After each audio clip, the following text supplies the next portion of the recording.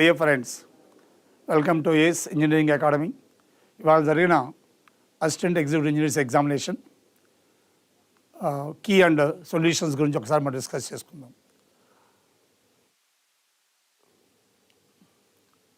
Please see the number of questions asked subject wise. మనందరికీ తెలిసే ఉంటుంది. బిల్డింగ్ మెటీరియల్స్లో 17, సర్వేయింగ్లో 15, ఫ్లూయిడ్ మెకానిక్స్ అండ్ హైడ్రాలిక్ మిషన్స్లో 15 క్వశ్చన్స్ ఇచ్చారు. ఓపెన్ ఛానల్ ఫ్లోలో ఫస్ట్ టైం 10 క్వశ్చన్స్ ఇచ్చారు. Geotechnical 16, RCC and PSC 6 only, hydrology 10, irrigation 8, estimation costing 4+6, structure analysis 10+2, strength of materials 15 questions, transportation and railways 14+2. ఒక ఎన్విరాన్మెంట్ ఇంజనీరింగ్లో మాత్రం సింగిల్ క్వశ్చన్ కూడా ఇవ్వబోవడం అనేది చాలా ఆశ్చర్యంగాను విడ్డూరంగాను ఉంది. మనకి ఫస్ట్ టైం ఎప్పుడు 20 క్వశ్చన్స్ మినిమం వచ్చేవి. ఆ ఒక్క సబ్జెక్ట్లో మాత్రమే ఒక్క క్వశ్చన్ కూడా ఇవ్వలేదు మనకి. So that is very bad thing.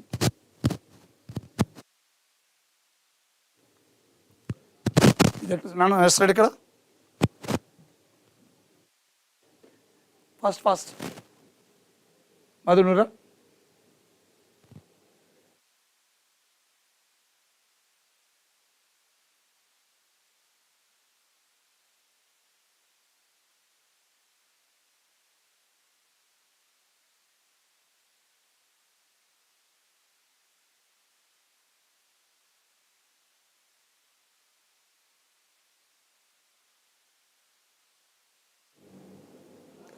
So first engineering హైడ్రాలజీలో ఎలా ఇచ్చాడు క్వశ్చన్స్ ఏంటి ఒకసారి చూద్దాం మనం. Let us see.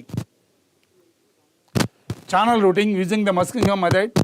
Value of the routing coefficient C0, C1 ఇచ్చాడు. -0.3, 0.6.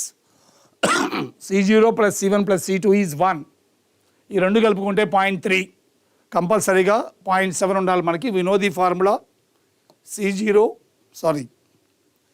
C0 ప్లస్ C1 వాల్యూ కలిపితే 0.3 అయింది. C0, C1, C2 కలిపితే 1 కాబట్టి first option is the right option. First option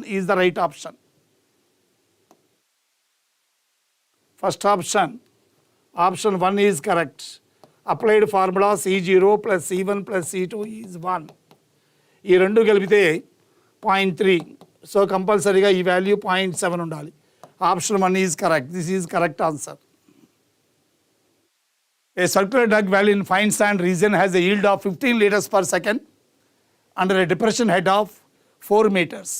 Assuming the specific capacity per unit area is 0.8 per hour, bottom diameter of the dug well is dash. Q is equals CAH. Specific capacity per unit area is 0.8. ఇదంతా 0.8 per hour. divided by 3600 per second. 15 liters per second ఇచ్చాడు. 15 into 10⁻³ area ఎంత అన్నాడు? πd²/4. Calculator లేకుండా చేయటం అనేది సాధ్యం కాదు. H value మనకి ఇచ్చింది. డిప్రెషన్ హెడ్ ఆఫ్ 4 meters ఇచ్చాడు. 4 క్యాన్సిల్.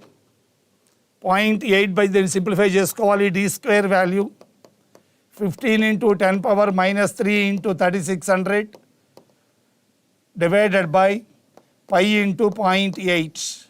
డి వాల్యూ కావాలంటే దీనికి స్క్వేర్ రూట్స్. ఇది రెండు క్యాన్సిల్ చేసుకుంటే 0.1 వస్తుంది ఇక్కడ. సో డి వాల్యూ సింప్లిఫై చేసుకుంటే square root of 15 into 3.6 divided by π into 8. 36. దీన్ని అప్రాక్సిమేట్లీ మనం 22/7 తీసుకుంటాం. So 3 into 2, 7 into 2, 7 into 3. 3 will give 12/6. 2 will give 4 times. √84 divided by 4. √21. √21 అంటే approximately 4.65. First option is the correct option. First option ఎవరైతే పెడతారో that is the correct option for this.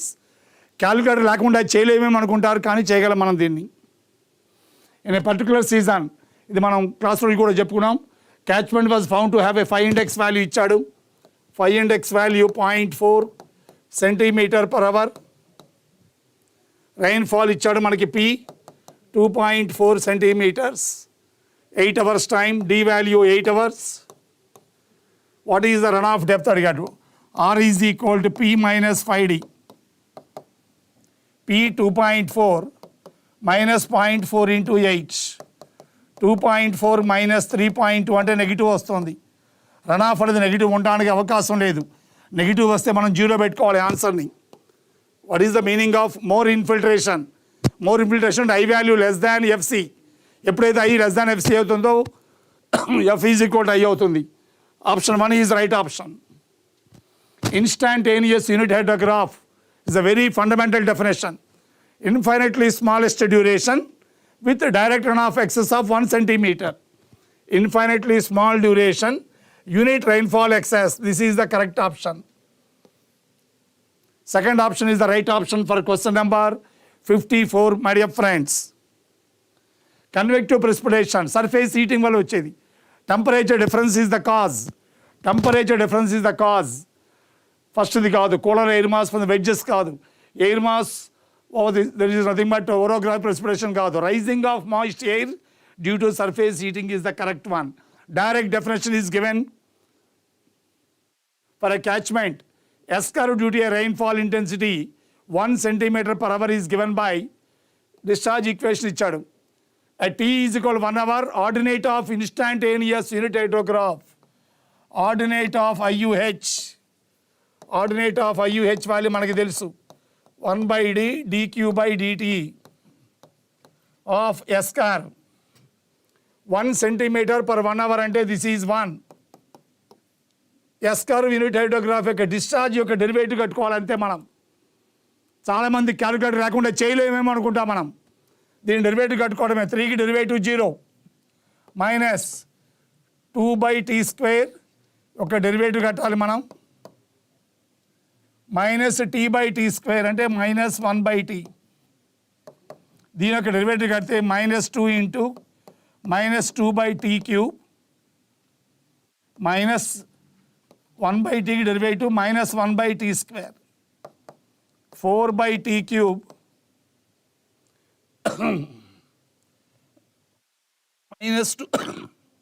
Minus t पर minus 4 by t cube minus into 1 by t derivative minus 1 by t square plus 1 by t square. Simplify చేసుకుంటే t is equal 1. t is equal 1 hour. 4 by 1 plus 1 by 1. 5 cubic is the answer for the problem. Fourth option is the right option for this. Please see friends. D option is the fourth option is the right option. A confined aquifer of thickness 5 meters gives a steady discharge of 0.3 meters radius. The height of the water in the well dropped from 10 meters to 8 meters is a direct discharge formula.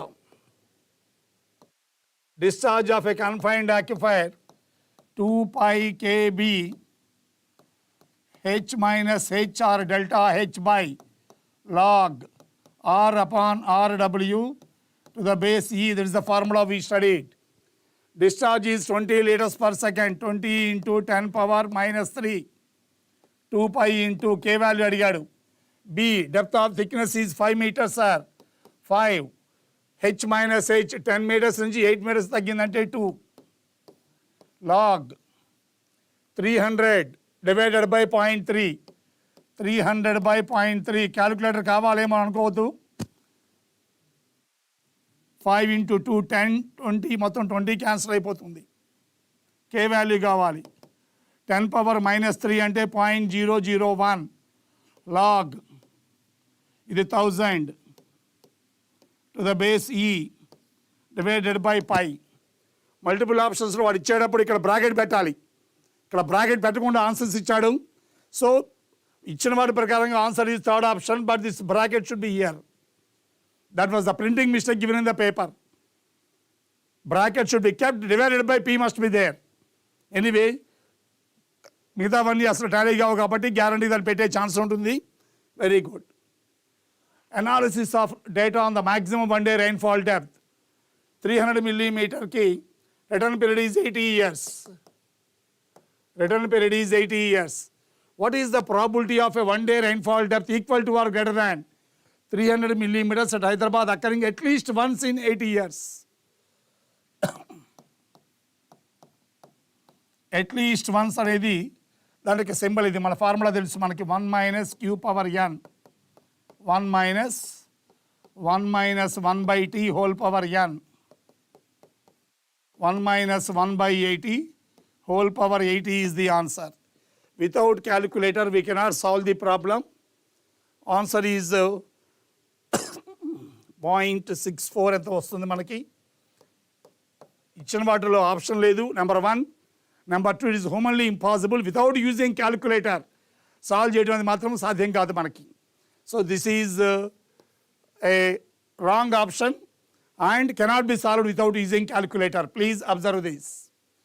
3-hour unit hydrograph of a basin. Unit hydrograph approximate as a triangle with a base period of 20 hours, P coordinate of 300, area of the basin. We know the formula. Area of the unit hydrograph by area of the catchment is 1 centimeter. Unit hydrograph is in the shape of the triangle. Half base 20 hours ante 20 into 3600 సెకండ్స్లో మార్చుకోవాలి కదా అన్న, into peak value 300. ఇది metre క్యూబ్లో వచ్చింది. Area of the catchment కనుక్కోవాలి, but kilometre స్క్వేర్లో ఇచ్చాడు కాబట్టి metre స్క్వేర్లో మార్చుకోవడానికి 10⁶.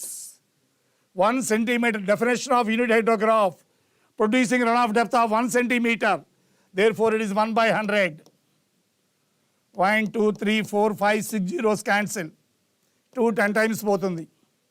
36 into 30 సింప్లిఫై చేసుకుంటే మనం క్లాస్లో చేసిన మోడలే 1080 kilometers square. Therefore, correct option is first option. For the problem number 121, first option is the right option. 24-hour rainfall 50 centimeter magnitude. మనకి ఎంత magnitude మనకి అనవసరం. Return period of 50 years. Return period is 50 years. అంటే probability of exceedance is 1 by 50. What's the probability of having 3 succeeding years which rainfall is greater than or equal to the 50 centimeter? Every year, whatever you are expecting, rainfall must be more than 50. So first year success P, second year success P, third year success P. We are applying conditional probability. When the results are independent, P cube, simply 1 by 50 whole cube. 1 by 125 into 10⁻³ 1 by 125 ని 1000 into 10⁻⁶ రాసుకుంటే by 125 రాసుకుంటే 1000 by 125 అంటే మనందరికీ తెలుసు 8 into 10⁻⁶. 8 into 10⁻⁶ is the answer. Third option is the right option, my dear friends. For this question, third option is the right option. Let us go to irrigation engineering. Field capacity of the soil is 20%.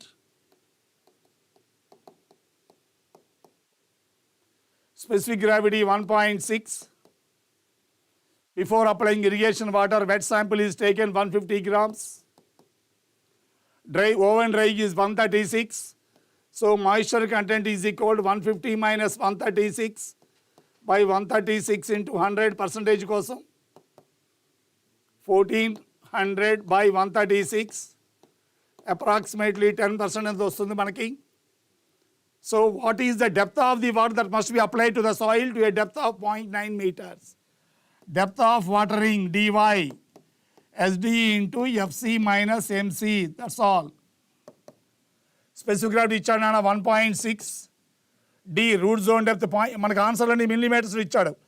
0.9 meters అంటే 900 millimeters. Field capacity 20, ఇదేమో 10. 20 minus 10 by 100. Calculator అవసరం లేదు మిత్రమా, 2 zeros cancel అయిపోతాయి. 90 into 1.6 అంటే 144 millimeters, దాదాపు 144 millimeters. Second option is the right option for the first question. Second option is the right option. Please check out the answer. 64th question. Second option is the right option. In a Lacey's regime is a direct formula based, but calculator లేకుండా చేయటం కష్టమే. Nearest వాల్యూని మనం మ్యాథమెటికల్గా guess చేసుకోవాలి. Bed slope is equal f to the power of 5/3 by 3340 q power 1/6. Silt friction factor 1 ఇచ్చేసాడు. Numerator మొత్తం 1 అయిపోయింది మనకి. 1/3340 ఇంటూ డిశ్చార్జ్ ఎంతనా 100 100 to the power of 1/6. 100 to the power of 1/6 మనం ఇమీడియట్గా మనకు అర్థం కష్టం. మనం 2^6 రాసుకుంటే 64, 2 కంటే ఎక్కువ రావాలి. 3^6 రాసుకుంటే 3^5 ఈజ్ 243, 729. 64కి 7 మధ్య 2కి దగ్గరగా 3కి దూరంగా ఉంటుంది. 3440 into 2 గన్ షాట్ అంటే 6680 దాటాలి. అంతకంటే మరీ ఎక్కువ ఉండకూడదు. మనకి ఉన్న వాటిలో చూసుకుంటే ఇది 6140 ఇచ్చాడు కావాలని. It must be more than 6680. Your correct option ఈ సెకండ్ ఆప్షన్. ఇది మ్యాథమెటికల్ అబ్జర్వేషన్తో మాత్రమే సాధ్యం. లేకపోతే మాత్రం మనం క్యాలిక్యులేటర్ అవసరం కదా అనుకుంటాం. మనం అనవసరంగా టెన్షన్ పడతాం. మనం let us go to the duty ఇచ్చాడు, బేస్ పీరియడ్ ఇచ్చాడు, delta straight away. Delta is equals 864b/d. డెల్టాని సెంటీమీటర్లో తీసుకుంటే మనకి ఈ ఫార్ములా తెలుసు అందరికీ. 864 into b base period 150 days, duty 1500, 150 10 times పోతుంది, 86.4 centimeters. ఆప్షన్స్ అన్ని మిల్లీమీటర్లో ఇచ్చాడు. D1 86.4 centimeters. Fourth option is the right option for this question. Tube well commands 20 hectares of land under rise. Area is 20 hectares. 20 hectares. 20 into 10^4. వాడు options అన్ని kilo వాట్స్లో ఇచ్చాడు కాబట్టి SI system solve చేసుకోవాలి. Water level in the well is drops to 120.2 meters from 129. So head of the water raised 129 minus 120.2 అంటే 8.8 meters. 129 minus 120.2. Duty of the rice ఇచ్చాడు. Rice కాదు నాన్న, ఇది rice. Duty is 800 hectare/cubic. Discharge వస్తుంది. D తెలుసు, ఏ తెలుసు. Q is equal A/D. 2 into 10^4 divided by 800 meter cube per second. Q తెలుసు, H తెలుసు, పవర్ కావాలి. పంప్ ఎఫిషియన్సీ ఇచ్చాడు మనకి, ఇన్పుట్ పవర్ కావాలి. What is the formula for efficiency? Output power divided by input power. వాడు input power అడిగాడు మనకి. Output power divided by efficiency. What is the formula for output power? Gamma QH basic formula by eta. Gamma ఎంత? 1000 into nearly 10 తీసుకోండి.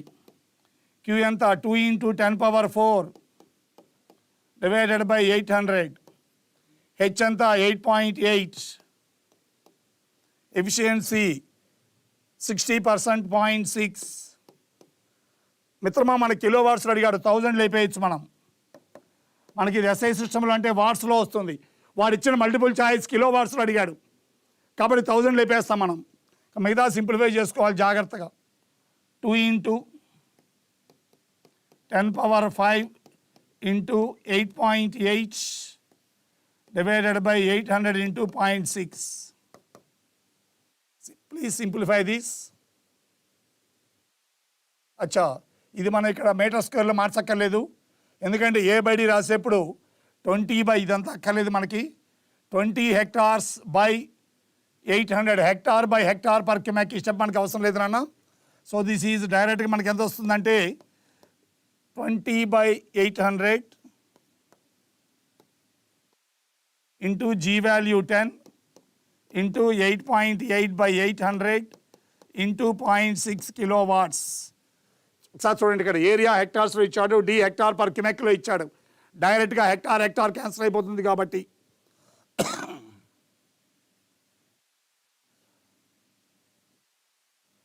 20/800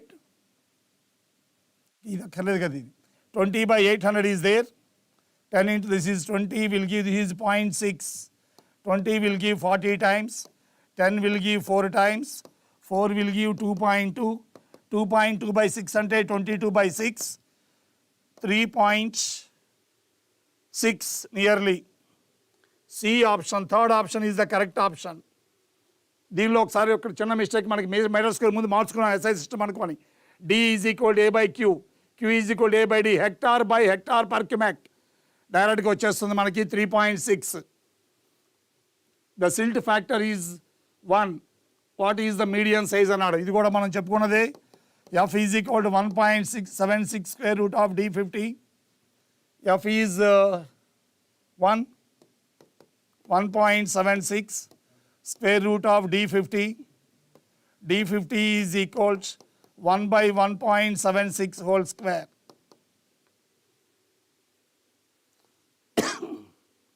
ఇది nearly 0.56.55 వస్తుంది. 0.55 whole square అంటే 0.32 millimeters. First option is the right option. The depth of the definition. What is the depth of this cover according to the Lacey's formula? It is maximum depth of cover in the channel. It's the definition we have given. Formula, I hope remember, 1.35 Q square by F whole power 1 by 3. What will be the depth of downstream cutoff wall? Maximum static head, length of the floor and exit gradient are given. Easy, without calculator చేయడం కష్టము. Trial and ఎర్రర్లో చేయాల్సి ఉంటుంది. Formula exit gradient formula మనందరికీ తెలుసు. H/D 1 divided by pi root lambda.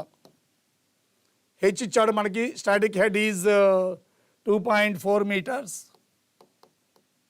GE value 1 by 5. 2.4 by D 1 by pi root lambda. ఇందులో lambda అంటే 1 plus square root of 1 plus alpha square by 2 where alpha is B by D. ఇందులో B ఇచ్చా 21.45 అని. 21.45. D ఇవ్వలేదు, B ఇచ్చాడు. ఇక్కడ కూడా D తెలియదు మనకి. You are going to get a trial and error solution. The only problem which cannot be solved without using calculator. దీని ఆన్సర్ మనకి 1.28 meters is the right option. But backward మోషన్లో అంటే 1 by 1 ఆన్సర్ చెక్ చేసుకుంటూ పోతే time taking. But this should be your last attempt in the paper. మీరు ఎలా చేస్తారో మరి తెలీదు. ఇలాంటి క్వశ్చన్ వదిలేసుకోవడం మంచిది. Siphon activity is provided van. Siphon activity అనగానే మనకి టైప్ 1 కెనాల్ ఇలా పైన పోవాలి. Bed level of the drain, maximum flood level ఇక్కడ రావాలి. హెచ్ఎఫ్ఎల్ ఆఫ్ ద డ్రైన్ పైన ఉంటుంది. మధ్యలో కెనాల్ బెడ్ ఉంటుంది. ఇక్కడ canal bed will be there here. This is the bed of the drain. అప్పుడే మనకి సైఫానిక్ యాక్షన్ ఉంటుంది. టైప్ 1లో సైఫానిక్ యాక్షన్ వచ్చినప్పుడు దాన్ని సైఫాన్ యాక్టివేట్ అంటాం. So canal bed level lies between HFL and bed level of the drain. First option itself is the correct option. This is questions and answers for engineering hydrology and irrigation. I hope you have done well. ఒక కోస్రాస్ థియరీలో వచ్చిన exit gradient formula తప్ప అదొక్కటి మాత్రం ఎసెన్షియల్గా calculator కావాలి. All remaining problems of hydrology and irrigation there is no need of calculator. Kindly check the answers and I hope everybody has done well. I wish you all the best. Thank you very much.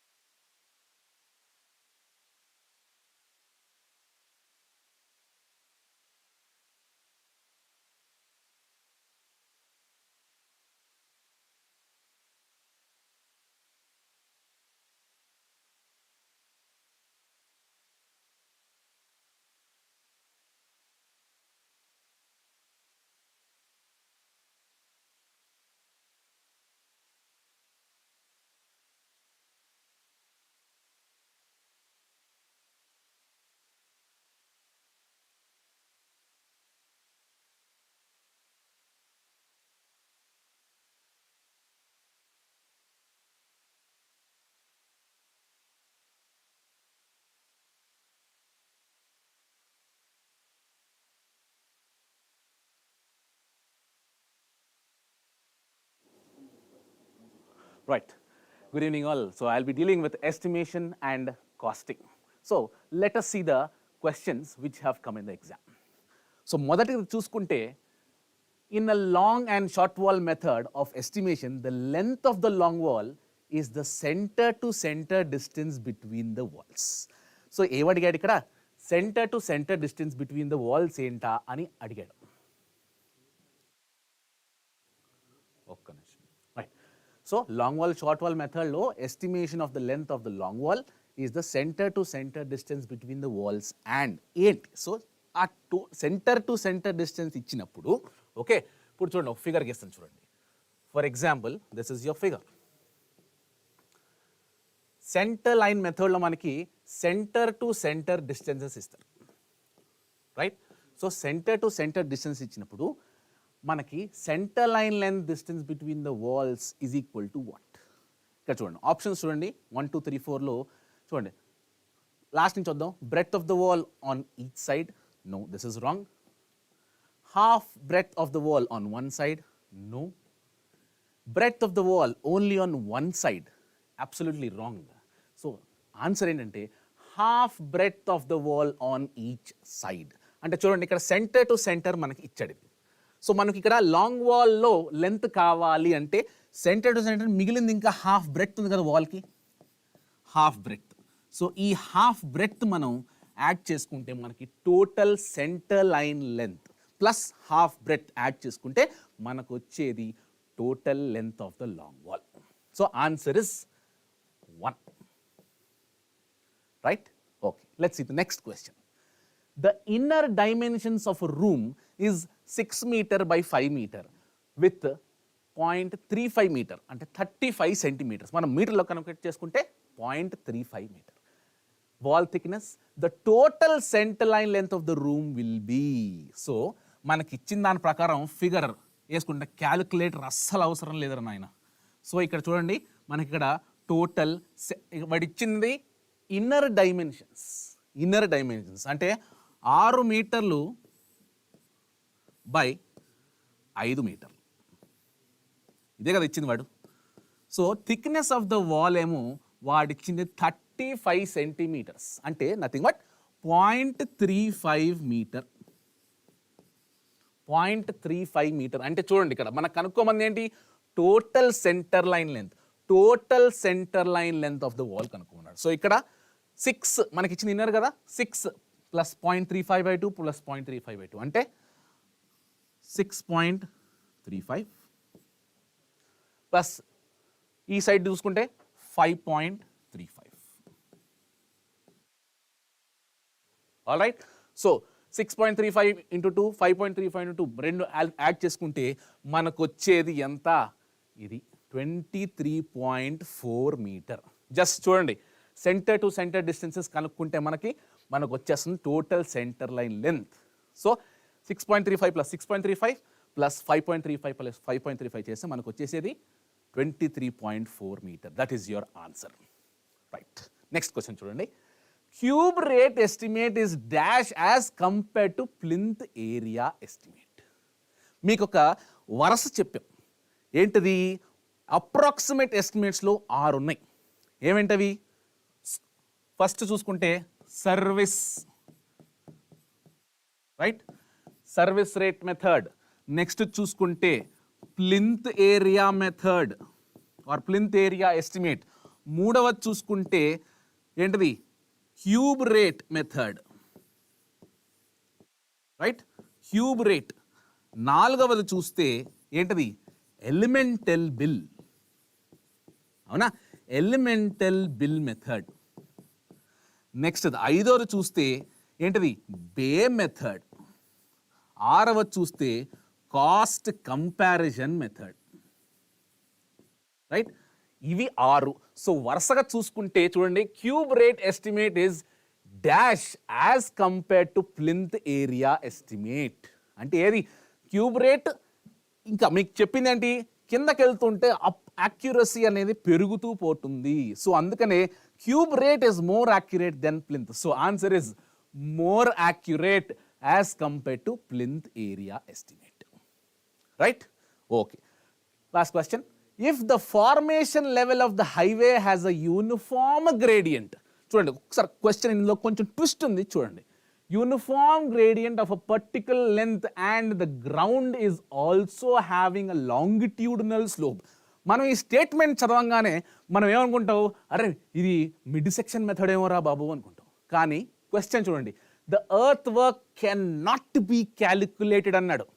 Can not be calculated అంటే mid కాదురా నాయన, అలా అని ప్రిజ్మాయిడల్ కూడా కాదు, అలా అని ట్రేస్పోయిడల్ కూడా కాదు. ఇక్కడ ఏంటి క్వశ్చన్ ఏం అడిగాడు చూడండి, the earth work can not be calculated, central line method.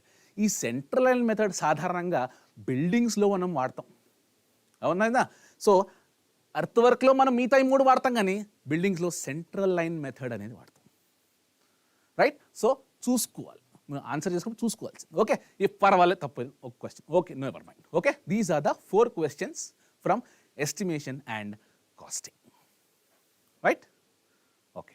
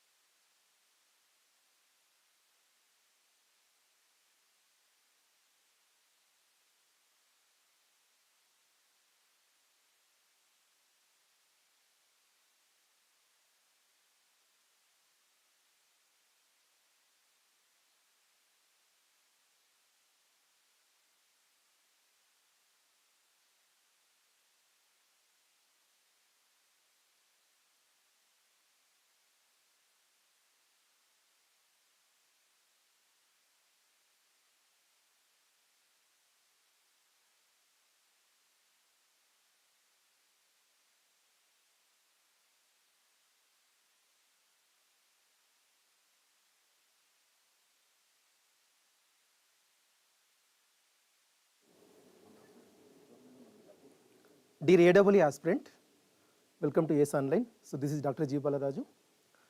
I'm going to present the solutions for concession planning and management. So ఈ సబ్జెక్ట్లో మనకి ఒక 7 క్వశ్చన్స్ వచ్చాయమ్మా. సో లక్కీగా ఈ సంవత్సరమే మనకంటే Telangana state public service commission general సిలబస్లో లేదు ఈ సబ్జెక్టు. ఈ సంవత్సరం పెట్టారు, చాలా ఈజీ క్వశ్చన్స్ అమ్మా. 7 క్వశ్చన్స్ వచ్చాయి. ఫస్ట్ క్వశ్చన్ ఏంటంటే, the estimated value of the property at the end of its life period తర్వాత end of the life period without being dismantled. So dismantle చేస్తే మనకు వచ్చేది స్క్రాప్ అనమాట. వితౌట్ డిస్మాంటిల్ అంటే దాన్ని ఏమంటామంటే రీసేల్ వాల్యూ, అంటే సాల్వేజ్ వాల్యూ. సో ఆన్సర్ వచ్చేసి 4th, salvage value. Arrange the following in chronological order. So ఈ క్వశ్చన్ ఆన్సర్ చేసేటప్పుడు ఏంటంటే, మనకి ఏదైనా ప్రాజెక్ట్ తీసుకుంటే జాతికి అంకితం చేస్తారంటారు కదా, ఎప్పుడు చేస్తారంటే లాస్ట్కి అనమాట. అంటే మొత్తం అయిపోయిన తర్వాత లాస్ట్కి దాన్ని నేషనలైజేషన్ చేస్తారనమాట. సో ఇప్పుడు మనకి లక్కీగా ఇక్కడ చూసుకుంటే ఈ అనేది నేషనలైజేషన్ అనేది లాస్ట్కి ఉంది. ఏ ఆప్షన్లో కరెక్ట్ ఉందంటే 4th ఆప్షన్. దీన్ని ఊరికే రీసెర్చ్ చేయకుండా డైరెక్ట్గా మనం ఆన్సర్ ఏం చేసుకోవచ్చు అంటే 4th పెట్టుకోవచ్చు.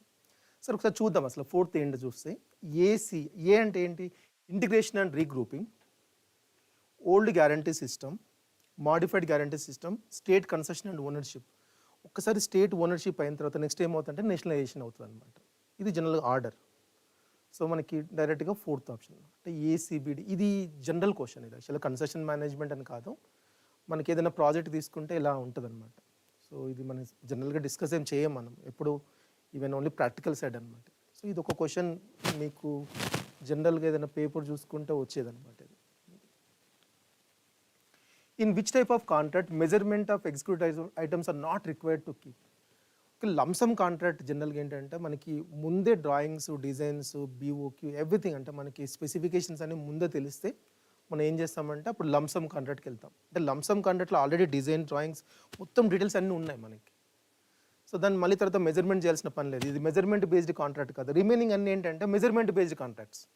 మన జనరల్గా చూసుకుంటే ఇవన్నీ మెజర్మెంట్ బేస్డ్ కాంట్రాక్ట్స్లో ఇవన్నీ ఉంటాయి. Item rate, cost plus percentage rate, cost plus fixed fee, cost plus variable fee అన్నీ ఉంటాయి. ఓన్లీ లంసమ్ కాంట్రాక్ట్ మాత్రం సపరేట్. సో డైరెక్ట్గా మనం ఆన్సర్ ఏం చేసుకోవచ్చు అంటే థర్డ్ పెట్టుకోవచ్చు. ఇది స్ట్రైట్ ఫార్వర్డ్ క్వశ్చన్. ఇది టోటల్ ఫ్లోట్కి జనరల్గా మనకి డయాగ్రామ్ తెలిస్తే మీకు ఐజే మనకి డయాగ్రామ్లో చాలాసార్లు చెప్తూ ఉంటాం. ఈవెన్ మీకు ఎవరైనా ఏ టెక్స్ట్ బుక్ తీసుకున్నా ఇది ఉంటుంది జనరల్గా.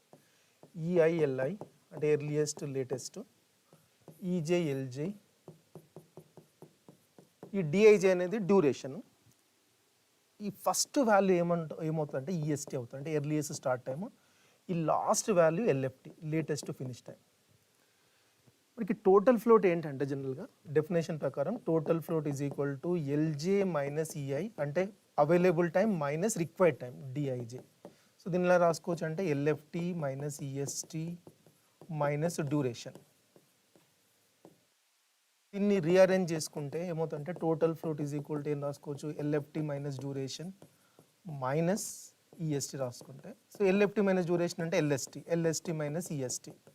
ఇది ఒక ఈక్వేషన్. అంటే టోటల్ ఫ్లోట్కి డైరెక్ట్గా మీకు ఫార్ములా గుర్తుంటే చేసుకోవచ్చు. LFT total float is equal to LST minus EST అంటే ఏ అనేది కరెక్ట్.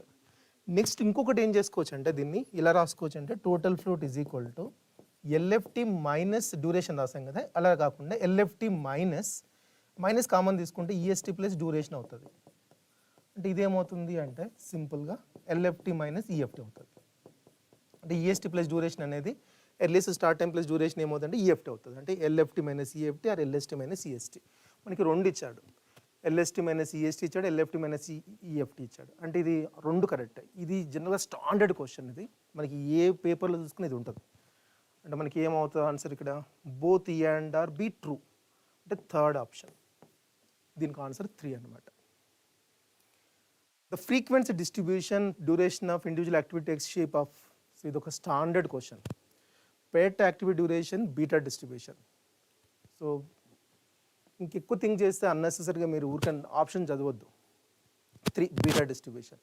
ఎప్పుడు నార్మల్ డిస్ట్రిబ్యూషన్ వాడాలంటే project duration distribution, normal distribution. జనరల్గా యాక్టివిటీ డ్యూరేషన్ అంటే సింపుల్గా బీటా డిస్ట్రిబ్యూషన్. ఇది స్ట్రైట్ ఫార్వర్డ్ క్వశ్చన్, ఇది ఫార్ములా ఓరియంటెడ్. ఇది ఒక క్వశ్చన్ ఏంటంటే ఇది కొంచెం థింక్ చేస్తే మీకు వచ్చేస్తుంది ఈజీగా. కొంచెం ఇంగ్లీష్ అంతా ఉందేదో. ఫస్ట్ టెండర్ అంటే చూద్దాం. అసలు టెండర్ అంటే ఏం చూస్తే, టెండర్ ఎందుకు జనరల్గా మనం ఏదైనా ఒక ఆఫర్ తీసుకొని ఒక కొటేషన్ ఎస్టిమేషన్ అలాంటిదని టెండర్ అంటాం.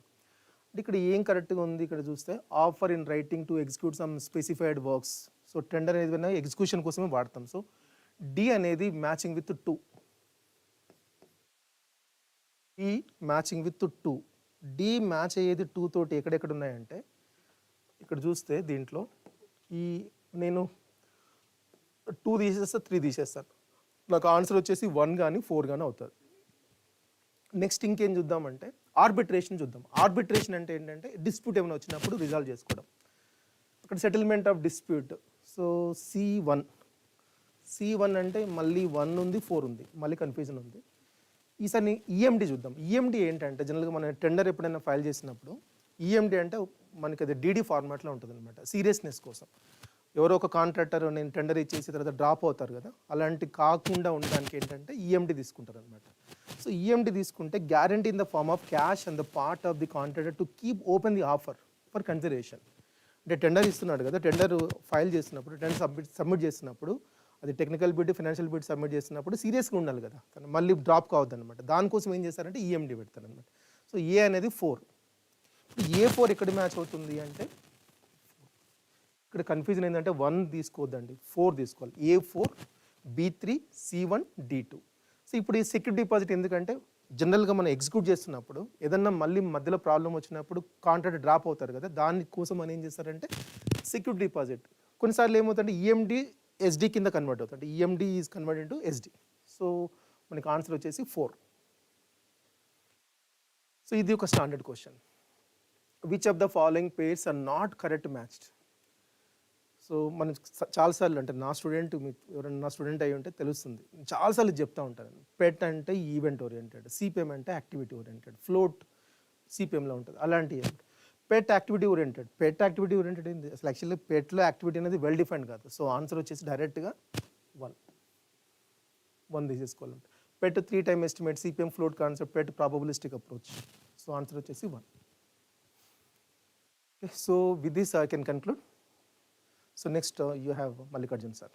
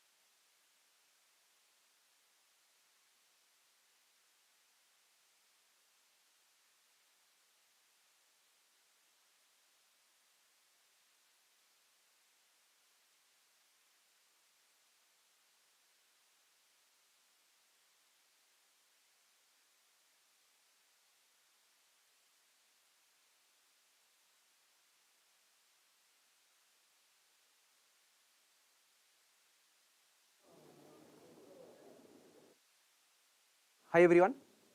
సో ఇక్కడ నేను structure analysis and design of steel structure question solution solve చేద్దాం ఇక్కడ. ఓకే, సో స్ట్రక్చర్ అనాలిసిస్ నుండి 9 క్వశ్చన్స్ వచ్చినాయి, డిజైన్ ఆఫ్ స్టీల్ స్ట్రక్చర్ నుండి 2 క్వశ్చన్స్ వచ్చినాయి. ఓకే, బట్ స్ట్రక్చర్ అనాలిసిస్లో సింపుల్ క్వశ్చన్సే, బట్ ఒక క్వశ్చన్ లెందీ క్వశ్చన్ అడిగాడు, అది ప్లాస్టిక్ థియరీ చాప్టర్ నుండి. దానికి కాస్త టైం పడుతుంది, ప్లస్ క్యాల్సీ కూడా అవసరం, బట్ మిగతా క్వశ్చన్స్కి క్యాల్సీ అసలు అవసరం లేదు. Okay, and design of steel స్ట్రక్చర్లో 2 క్వశ్చన్స్, ఒకటి theoretical question directly codal form value, ఇంకోటి టెన్షన్ మెంబర్స్ నుండి effective net area find out చేయమన్నాడు, బట్ దానికి కూడా క్యాల్సీ అవసరం. Okay, right. ఇప్పుడు స్ట్రక్చర్ అనాలిసిస్ క్వశ్చన్ చూద్దాం ఒకసారి. రైట్, ఫస్ట్ ఇక్కడ order the following structure with respect to their increasing order. అంటే ఇప్పుడు ఇక్కడ 4 ఇచ్చాడు కదా, ఈ 4 బీమ్స్కి స్టాటిక్ ఇండిపెండెన్సీ ఫైండ్ అవుట్ చేసి మనం ఇంక్రీజింగ్ ఆర్డర్ అరేంజ్ చేయాలి. ఓకే, సో ఫస్ట్ ఏంటంటే 2 స్పాన్ కంటిన్యూస్ బీమ్. ఓకే, ఇక్కడ మీరు చూస్తే ఆప్షన్లో సిసి అన్నిట్లలో ఫస్ట్ సిసి ఉంది కదా. ఓకే, అంటే మనం దీనికి ఫైండ్ అవుట్ చేసే అవసరం లేదు, వేస్ట్ ఆఫ్ టైం ఎగ్జామినేషన్లో. ఇంకా మిగతా వాటికి డిఎస్ ఫైండ్ అవుట్ చేయండి. ఓకే, ఎందుకంటే అన్ని ఆప్షన్లో ఫస్ట్ సిఏ ఉంది కాబట్టి. Okay, right. So 2 span continuous beam hinged at one end and rollers at other supports. So hinged at one end, rollers about other end. Now దీనికి మనం static independency find out చేద్దాం. So DS equals to directly R minus S కదా. So ఇది general loading. So general లోడింగ్కి మనం equilibrium equation consider చేసుకోవాలి కదా, horizontal equilibrium equation and horizontal reactions. So ఇక్కడ 2 రియాక్షన్స్, ఇక్కడ ఒకటి, ఇక్కడ ఒకటి, total 4 reactions, equilibrium equations equals to 3, then ds equals to 1. Okay, right. Next, a 2 span continuous beam fixed at one end and rollers at other supports. Fixed at one end, rollers at other supports. So దీనికి ds find out చేయండి. Okay, so number of reaction fixed support 2, roller support 1, then ds equals to number of reactions 5, equilibrium equations equals to 3 equals to 2. Okay, next ఇంకా సి మనం find out చేసే అవసరం లేదు, but anyway fixed beam with 2 internal hinges. Fixed beam with 2 internal hinges. Okay, so fixed సపోర్ట్కి 3 reactions. So DS equals to, అంటే DSA R minus S కదా, then 6 minus 3 equals to 3. ఇక్కడ 2 ఇంటర్నల్ హింజెస్ ఉన్నాయి కాబట్టి force releases ఇక్కడ m-1, ఇక్కడ కూడా m-1. Okay, so m-1 number of members meeting 2 కాబట్టి ఇక్కడ 1 ఫోర్స్ రిలీజ్, ఇక్కడ 1 force release, total force releases are 2. Okay, then DS equals ఎంత వస్తుంది మనకు వాల్యూ 1 వస్తుంది.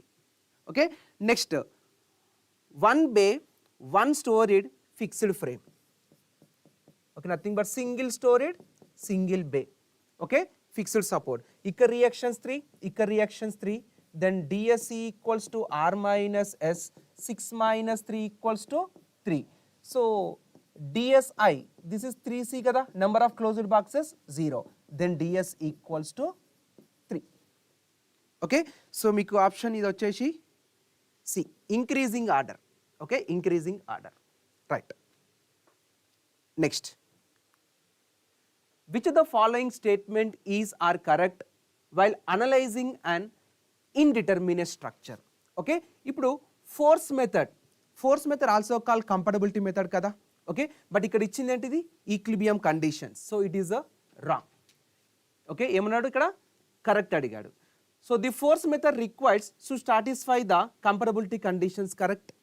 Okay, next the displacement method అంటే ఈక్విలిబ్రియం మెథడే కదా డిస్ప్లేస్మెంట్ మెథడ్ అంటే. ఓకే, సో డిస్ప్లేస్మెంట్ మెథడ్ అంటే force and displacements are unknowns. Yes, C is correct. Next displacement method requires to satisfy the compatibility కండిషన్సా, కాదు కదా, ఈక్విలిబ్రియం కండిషన్స్ కదా, then this is wrong. Okay, then B and C are correct, only B and C are correct, then option 4 is correct, 36. Next, match the kinematic independency of the following structure neglecting axial strain.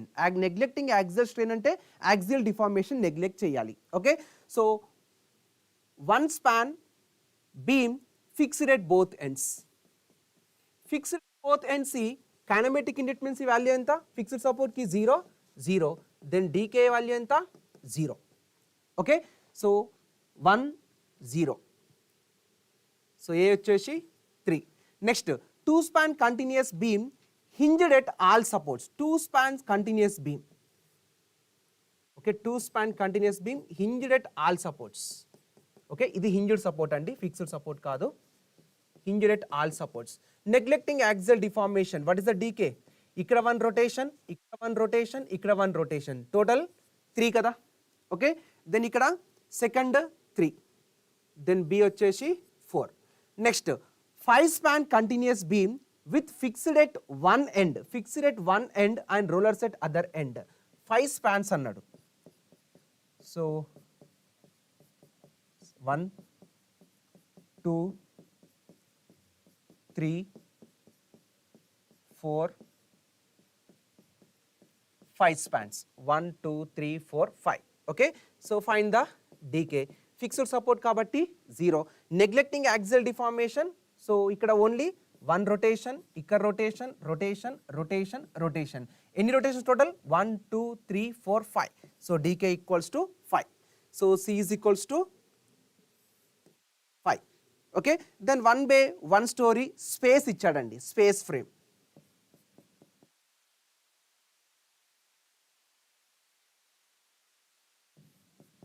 So space frames ki fixed support 0 0 0 0 degree of freedom. Rigid joint దగ్గర అయితే 6 6 at each and every rigid joint 6. Okay, then total this is a 24. But ఇది with axial deformation. Neglecting axial deformation, deduct the number of members. Okay, but option లో మీకు ఇచ్చింది అయితే neglecting axial deformation, but ఇది ఒకటి with axial deformation ఇచ్చాడు, ఇది ఒకటి మాత్రమే. ఓకే, సో ఇక్కడ 41 వచ్చేసి option is 1. Right. Next, what is the plastic movement for the frame shown in figure? All members of frame have same plastic movement of capacity. So ఇది ఒక్కటి ఎక్కువ time పడుతుందండి. ఓకే, సో ఎనీవే ఇక్కడ మనం first DS find out చేయాలి. 2 reactions, ఇక్కడ 2 reactions. So DS equals to 4 minus 3 equals to 1. How many number of possible plastic hinges?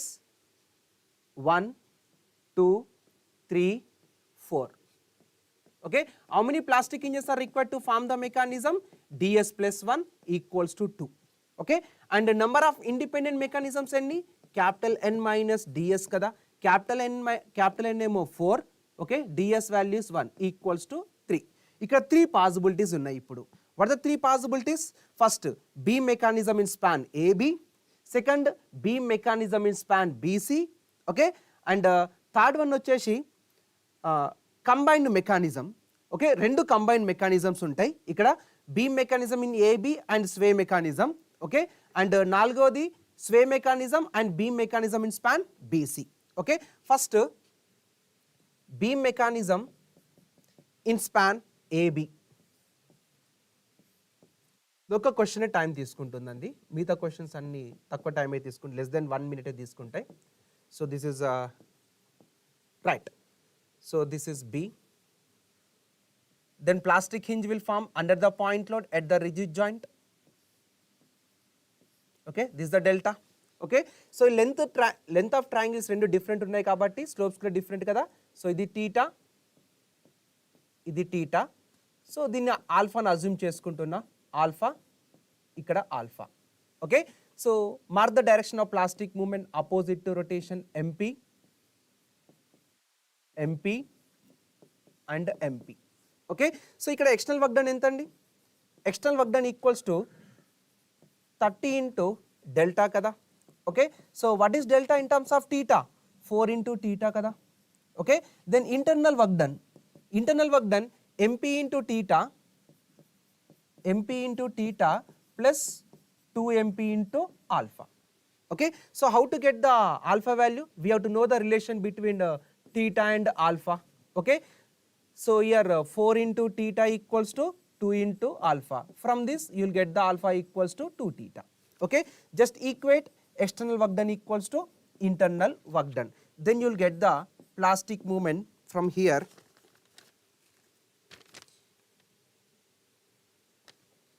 Here you will get 30 kilonewton meter. Okay, then similarly next beam mechanism in span BC.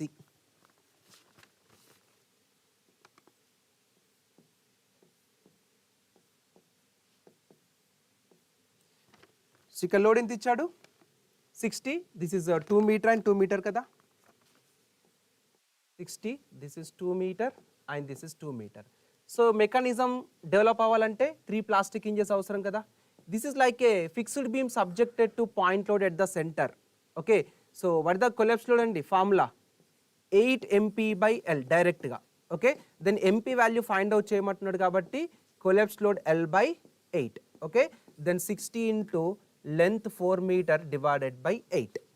Okay, then third possibility వచ్చేసి combined mechanism sway and beam mechanism.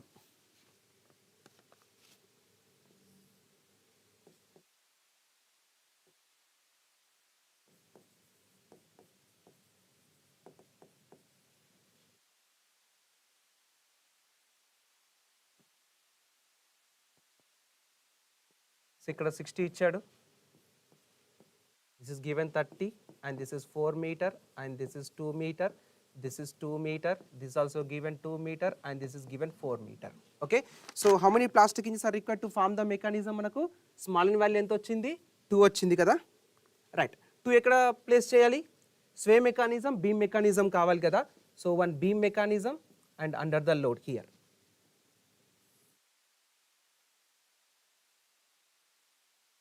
Right, so ఇది ఒక delta, ఇది delta. So రెండు triangle length different ఉన్నాయి కాబట్టి ఇది theta అనుకుందాం, ఇది కూడా theta, and assume this is alpha and this is alpha. Then this is theta, assume this is delta 1 and assume this is delta. Okay, then this is also theta. So what is external work done ఇక్కడ 30 into delta. Delta value ఎంత అండి ఇక్కడ in terms of theta, this is 4 into theta plus 60 into delta 1. What is delta 1? 2 into theta. Okay, ఇది external work done. What is internal work done? Movement into rotation కదా. Okay, so ఇక్కడ మనకు plastic moment ఉంది MP, ఇక్కడ MP and here also MP. Okay, so total how many MPs theta? MP into theta. So this is 3 MP into theta plus MP into alpha. Now we need relation between theta and alpha. Equate the delta.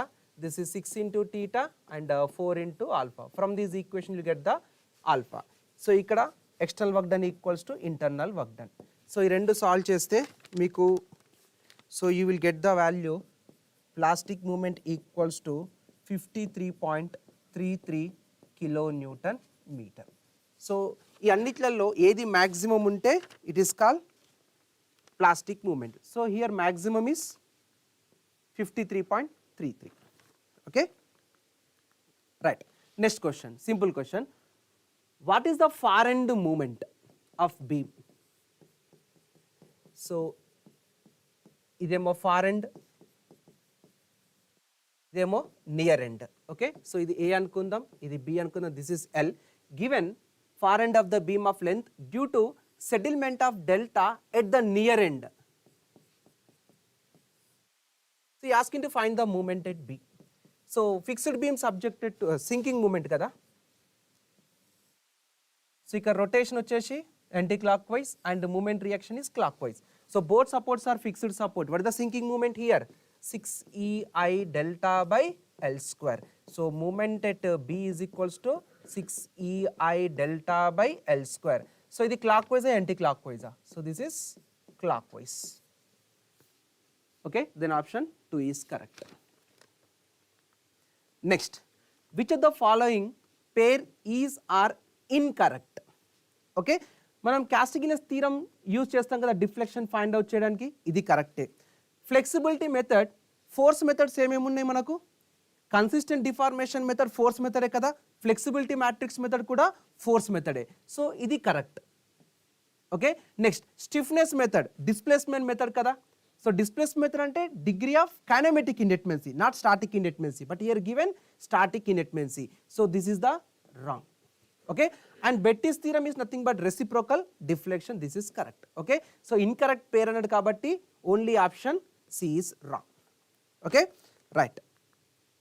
Next, what is the kinematic indeterminacy of the frame shown in figure? Fixed support ki kinematic indeterminacy 0, rigid joint daggara 3. So dk equals to total 6. ఇది with axial deformation. ఇక్కడ 6 ఉందా? లేదు. Question లో mention చేయలేదు with axial deformation లేదా without axial deformation అని mention చేయలేదు. But with axial deformation 6 వచ్చింది, బట్ ఇన్ ఆప్షన్ 6 లేదు కాబట్టి then this is neglecting axial deformation. Then deduct the number of members. How many members are there? 1 2 3. Okay, then equals to 3. Then option 1 is correct. Next, right, ఇక్కడ this is the Maxwell law of deflection, nothing but Maxwell reciprocal theorem, Betti's theorem. So difference ఏంటిది Maxwell reciprocal theorem కి Betti's theorem కి? Maxwell reciprocal theorem లో loads అయితే same, but Betti's theorem అయితే loads are different. Okay, but Betti's theorem లో loads same ఉంటే it will become Maxwell reciprocal theorem. Okay, right, here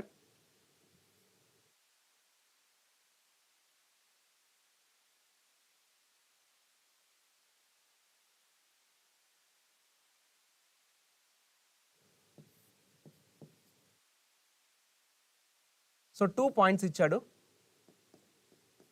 okay, so for example ఇది point M, ఇది N.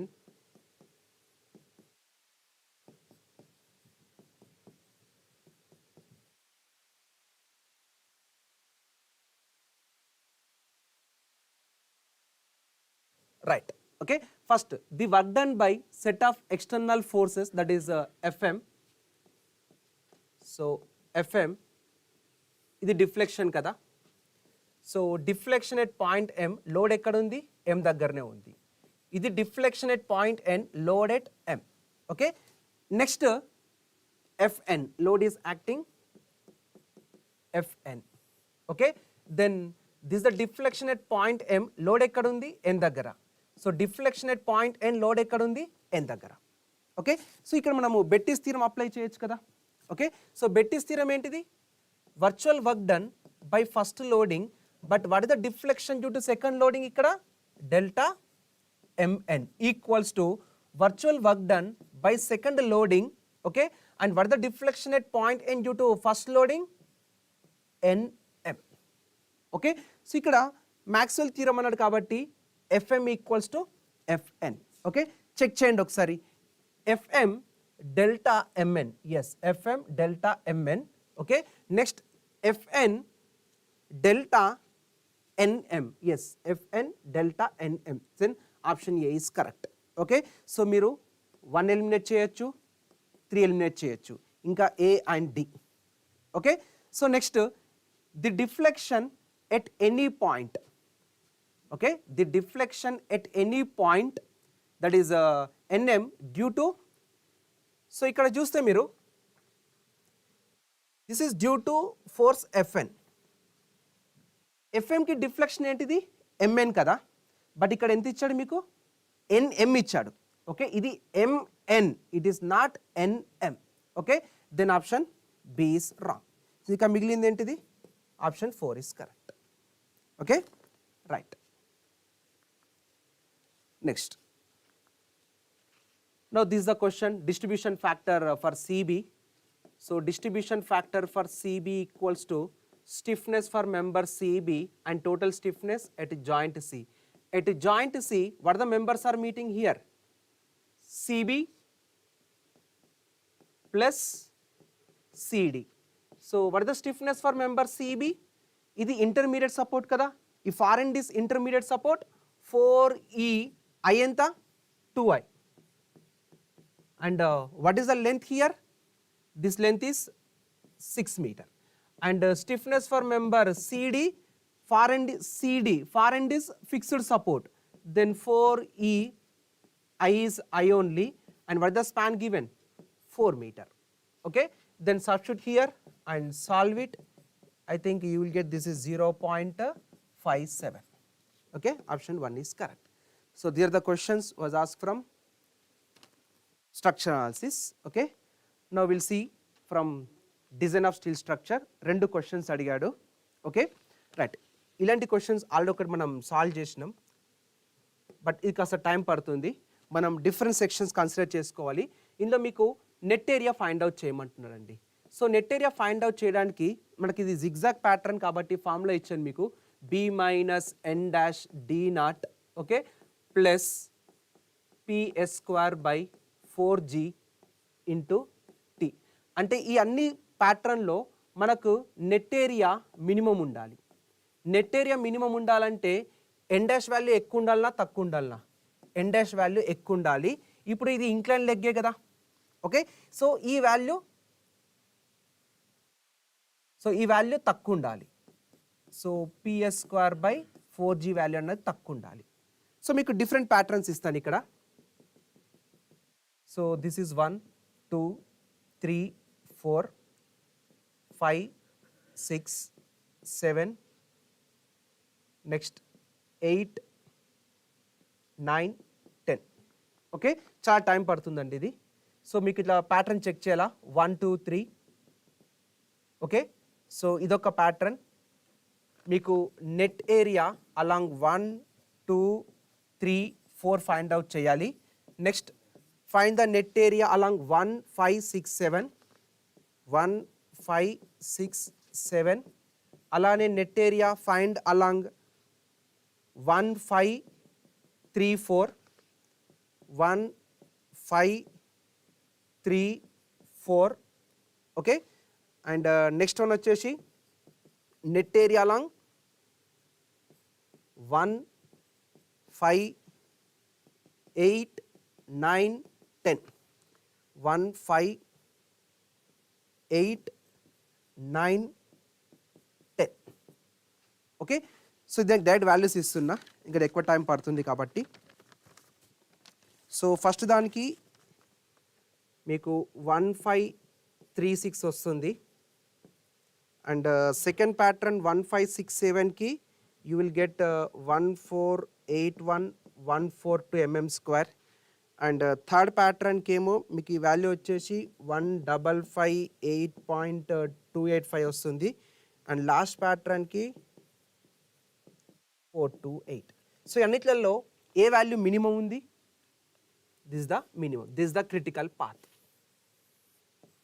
Okay, then option 2 is correct.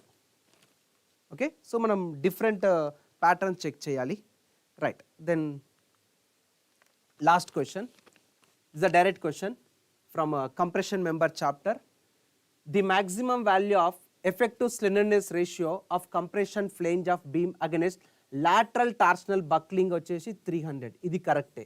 Okay, next partial safety factor for load combinations dead load, live load, crane load and wind load under the limit state of serviceability. Okay, so dead లోడ్కి అయితే ఇది 1, ఇంకా మిగతా అన్నిటికీ 0.8 0.8 0.8. But ఇక్కడ ఇచ్చింది మీకు అన్నిటికీ 1 ఇచ్చాడు కాబట్టి ఇది రాంగ్. ఓన్లీ డెడ్ లోడ్కి మాత్రమే 1, లైవ్ లోడ్కి, క్రేన్ లోడ్కి, విన్ లోడ్కి మీకు 0.8 వస్తుంది. Okay, and partial safety factor for resistance to the buckling. Okay, resistance to the buckling ఏంటండి? This is 1.10. Okay, then this is wrong. Okay, then you can eliminate B and C. So B eliminate చేసేయండి. Okay, then A and D are correct. Okay, A and D are correct. Right, A and D option లేదు ఇక్కడ. Okay right, so ఈ రెండైతే wrong, ఇది wrong and ఇది కూడా wrong. So B and C eliminate చేసేస్తే so అన్నిట్లలో B ఉంది, then we can prefer actually ఇంకా ఆప్షన్ లేదు కాబట్టి 4. Okay, so these are the questions from design of steel structure. Okay, so next faculty వస్తున్నాడు.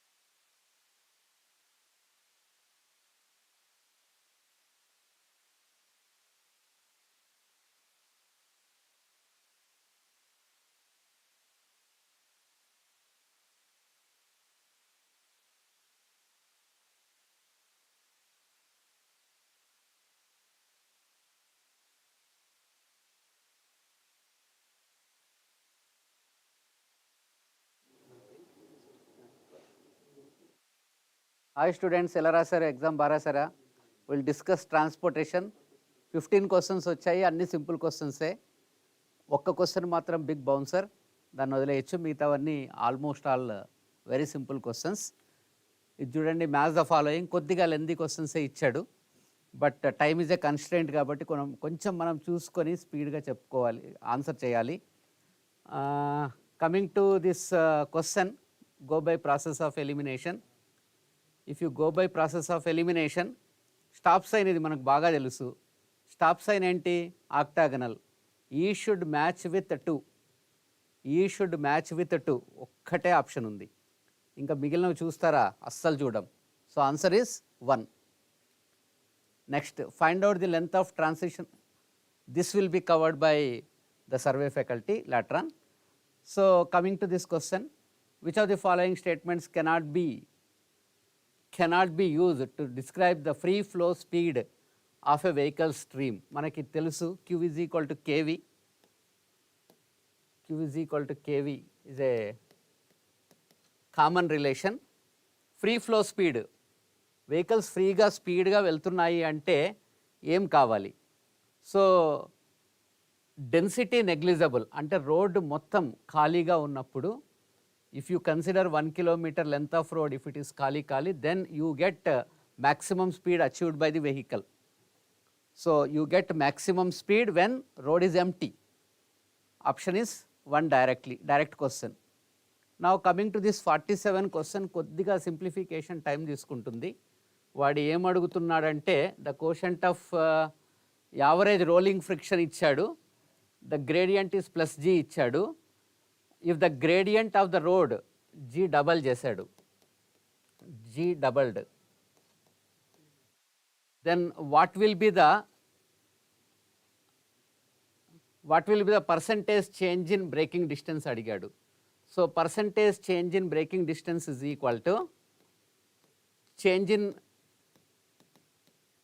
In braking distance divided by original braking distance into 100. So braking distance is v²/2gf కదా, v²/2gf, gradient ఉంది plus g, this is initial. And after you double the gradient, what will happen to the gradient? It becomes 2g f plus double the gradient అయిపోయింది, divided by initial gradient, v²/2g f plus g.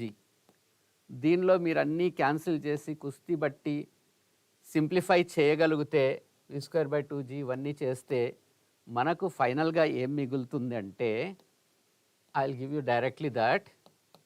So ఇక్కడేమో మనకు 1/f plus g అవుతుంది, ఇది minus 1/f plus 2g అవుతుంది, divided by 1/f plus g అవుతుంది. నేను directly as a ratio తీసుకుంటున్నాను, వాడు ఫైనల్గా దాన్ని, సో యాజ్ అ రేషియో తీసుకుంటే it will B g/f plus 2 మిగులుతుంది, 2 ఇంటూ g అవుతుంది, into 100. This is as a ratio. కానీ వాడు ఇచ్చింది పర్సంటేజ్లో కాబట్టి, so this will be 0.01g by F plus 0.02g into 100. So ఇలా సింప్లిఫై చేయగలిగితే ద ఆన్సర్ విల్ బి ఏమవుతుంది మనకు, ద మోస్ట్ ప్రాబబుల్ ఆన్సర్. చూడండి, America is the answer directly. Okay, right. కొద్దిగా సింప్లిఫికేషన్ టైం తీసుకుంటుంది. నా ఇది రాంగ్ క్వశ్చన్, మీరు ఏదైనా ఛాలెంజింగ్ ఉంటే చేయొచ్చు. ఎక్స్ట్రా వైడనింగ్ అడుగుతున్నాడు. ఎక్స్ట్రా వైడనింగ్ అంటే mechanical widening plus psychological widening కదా. సో మీరు మెకానికల్ వైడనింగ్ ఒక్కటే క్యాలిక్యులేట్ చేస్తేనే NL²/2R, ఇది ఒక్కటే క్యాలిక్యులేట్ చేశారనుకోండి, you get the answer, approximate answer. How many number of lanes? 3 lanes అన్నాడు. Length of rigid wheel base 6 meter అన్నాడు. 2 into R 900. దీన్ని మీరు సింప్లిఫై చేసుకోగలిగితే it will be around 0.61 metre. Actually answer is directly 3 answer. అంటే ఇది mechanical widening అని ఇస్తే correct answer ఉండేది, కానీ ఎక్స్ట్రా వైడనింగ్ అని ఇచ్చాడు. So challenge the question. మీరు టీఎస్పీఎస్సి ఆఫీస్కి వెళ్ళి ఛాలెంజ్ చేయండి. క్వశ్చన్ నెంబర్ 57 ఆన్సర్ ఉంది, కానీ గివన్ ఈస్ ఎక్స్ట్రా వైడనింగ్ అని అడిగాడు. జాగ్రత్త. నెక్స్ట్ హిల్ రోడ్, ఇది కూడా direct question. So super elevation plus friction v square by 127R. R కనుక్కోమన్నాడు. దీన్ని మీరు what is the compensated gradient కదా, కంపెన్సేటెడ్ గ్రేడియంట్ కనుక్కోమన్నాడు. సో కంపెన్సేటెడ్ గ్రేడియంట్ ఈ will be first grade compensation 30 plus R by R. R is how much given? 100. So 130 by 100. Next is 75 by R. Definitely 75 by 100 is less than 130 by 100. So least is 75 by 100 is 0.75. So compensated gradient is equal to original gradient 7% minus 0.75. Nothing but 6.25, which is more than 4%. So you can pick up the answer as answer 1, a simple question. Next is coming to this question, process of elimination. Again use చేయడానికి try చేయండి. Running speed is higher than the journey speed. Journey స్పీడ్లో delays ఉంటాయి కాబట్టి running speed is more. Journey speed includes delays, correct. Journey స్పీడ్లో delays ఉంటాయి. So A is correct, B is also correct. So directly మీరు answer A and B are correct. Directly మీరు option you can see as 2, a straightforward question. మిగతా చదవాల్సిన పనిలే లేదు. Now coming to the next question, design speed అనే road is 72 kmph అడిగాడు. Reaction time ఇచ్చాడు. ఇది పెద్ద బౌన్సర్. సో మన total stopping sight distance SSD is equal to మన lag distance plus braking distance రెండు తీసుకుంటే 106.67. Even though it is a 2-lane 2-way, safe SSD is equal to directly SSD మీరు calculate చేయాల్సి ఉంటుంది. ఇది ఇస్ ఎ బౌన్సర్. ఎగ్జామ్ హాల్లో కాదు, exam బయటకు వచ్చిన తర్వాత చేసుకోండి. So now coming to this next question, number of vehicles observed. ఇది peak hour factor. Peak hour factor గురించి అడిగాడు. This is Q by Q5. అలాంటి 5 minutes ఎన్ని ఉంటాయి? 12 ఉంటాయి 1 hourలో. So Q is nothing but 1200 divided by 12 into Q5 is 150. That's all. So the answer will be, simplify cheyandi, it will be 0.67.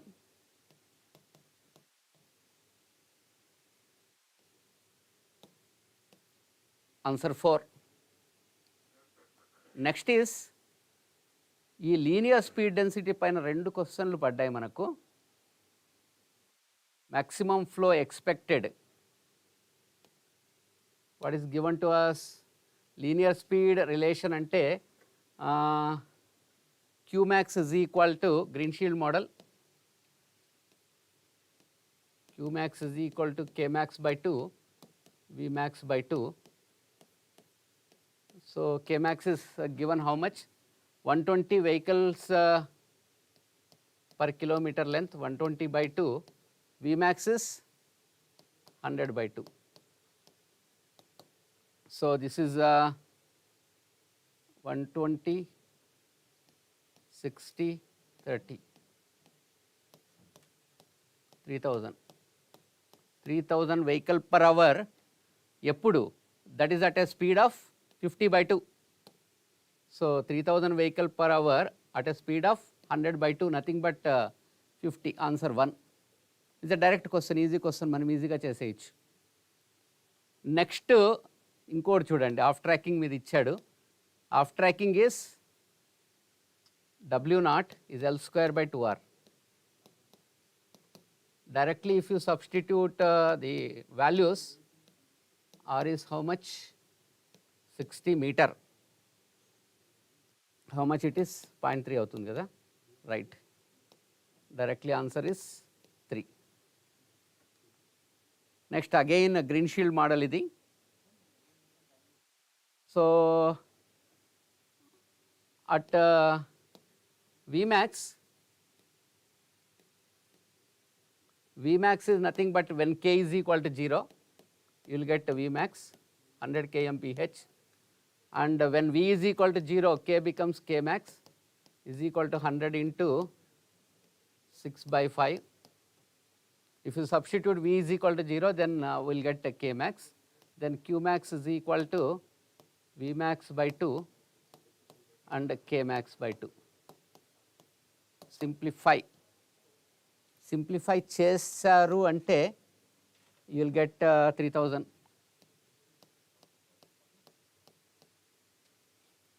3000 vehicle per hour at a critical density of how much? So the answer is at a critical density of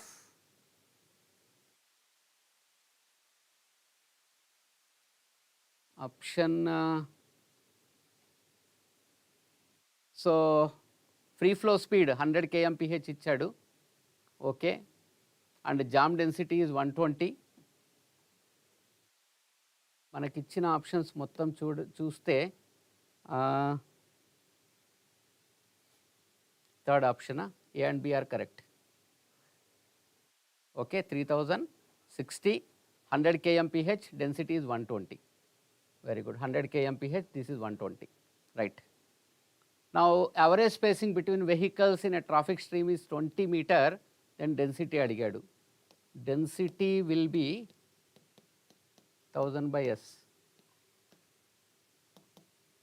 1000 by 20. Simplify, easy, very simple question, it will be 50. 50 vehicles in kilometer length, 50. Option 2. Next question, super elevation plus friction రెండు ఇచ్చాడు. ఇది కూడా కొద్దిగా simplification కష్టం అవుతుంది. V square by 127 R. Minimum radius అడిగాడు. If you simplify this again, 357.9, option 3, all values directly you substitute. కొద్దిగా bouncing back question. So these are the questions of transportation. We'll just talk about building material. Building material లో కూడా almost 15 questions వచ్చాయి. So some questions are related directly with RCC. అంటే RCC related building materials వచ్చాయి. I'll discuss about other than cement, concrete and aggregates. So other than cement, concrete and aggregates, we have stones, bricks and timber. 4 questions వచ్చాయి. So if you look at this question, preparation of brick earth, the process is unsoiling, cleaning, digging, blending, weathering and tampering. So last tampering కదా, okay, ఇది tampering ఉంది. First is unsoiling, okay, next digging, next clean చేసిన తర్వాత weathering చేయాలి, weathering చేసిన తర్వాత mix చేయాలి, తర్వాత వాటర్ తోటి కలపాలి. So the best option is 1, the process.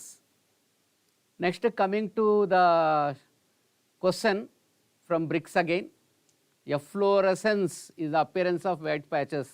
This is true. Next, moderate efflorescence is up to 50% coverage by white patches. A is correct, C is correct. So A and C are correct ante answer is 1. Option is 1 directly. Now coming to this resistance of stone against grinding, rubbing action is aberration. Option 4. Now coming to the next question, method of quarrying for soft stratified rocks, layered rocks ను separate చేయాలంటే మనం ఏం చేస్తాం, heating చేస్తాం. Option 3. Heat చేస్తే because of difference in temperatures layer split అయిపోతాయి, అప్పుడు separate చేసుకోవచ్చు కట్ చేసి. These are the questions of the building material. Other building material questions will be covered by Somu sir. Thank you.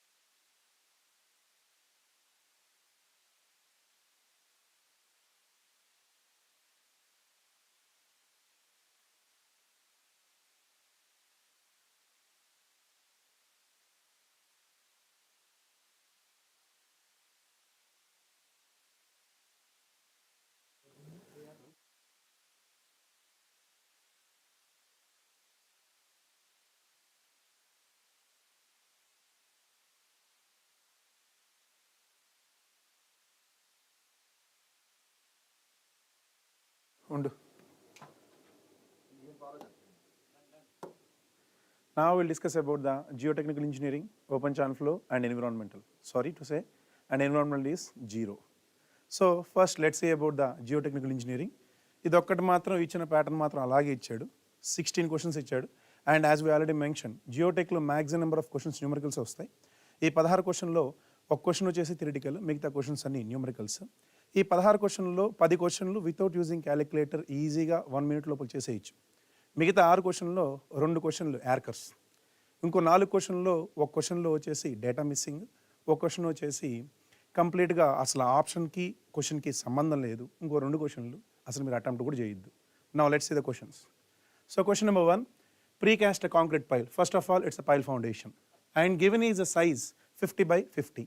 So it's a square pile. Square means side 0.5 meters. So given is a 50 centimeters and you have to take it as a 0.5 meter. And అడిగింది ఏం చూసారు ఇక్కడ, unconfirmed compressive strength ఇచ్చారు. The unconfirmed compressive strength is nothing but 2 times of the cohesion. So ఇప్పుడు cohesion ఏమవుతుంది, half 220 by 2, 110 kilopascals. And given is a homogeneous soil కాబట్టి ఇక్కడ మనకు యావరేజ్ అయినా ఎట్ ద బేస్ అయినా రెండు ఒకటే. అండ్ అడహెషన్ ఫ్యాక్టర్ ఇచ్చేసాడు alpha. The adhesion factor is alpha and length of the pile required to carry the safe working load. So ఇచ్చిన load ఏంటి అంటే ఇది సేఫ్ లోడ్ అండి. సేఫ్ లోడ్ ఇచ్చాడు, సేఫ్ లోడ్ అడుగుతున్నాడు. మనకిచ్చింది ఏంటి ఇక్కడ, ఫ్యాక్టర్ సేఫ్టీ ఇచ్చాడు. And we need to find out the length. So మనం ఆల్రెడీ మాట్లాడుకున్నట్టు పైల్ ఫౌండేషన్స్లో మ్యాక్సిమం నెంబర్ ఆఫ్ క్వశ్చన్స్ వచ్చినా న్యూమరికల్ వచ్చినా క్లేస్ మీదే వస్తుంది. ఇక్కడ దీన్ని కూడా clays. And if you observe carefully, వీటికి ఫ్రిక్షన్ ఎండ్ బేరింగ్ ఏం చెప్పలేదు. సో డైరెక్ట్గా మనం కనుక్కోవాలి. Q safe is equals to Q ultimate by factor of safety. Q safe is equals to Q ultimate అంటే సిఎన్సి ఇంటూ ఏబి. పొరపాటున 5/4 d² వేస్తారు, వేసారంటే ఎగిరిపోతారు. So ఇచ్చింది ఏంటి ఇక్కడ, స్క్వేర్ పైల్. సో అక్కడ మనం సైడ్ తీసుకున్నాం కాబట్టి area base A² plus alpha into C bar into perimeter 4A into L by factor of safety F. So ఇచ్చిన వాల్యూస్ ఇది వితౌట్ క్యాలిక్యులేటర్ మనం ఈజీగా చేయొచ్చు, ఇబ్బంది లేదు. 450 ఆ ఫ్యాక్టర్ ఆఫ్ సేఫ్టీని యువతల లాగేసేయండి.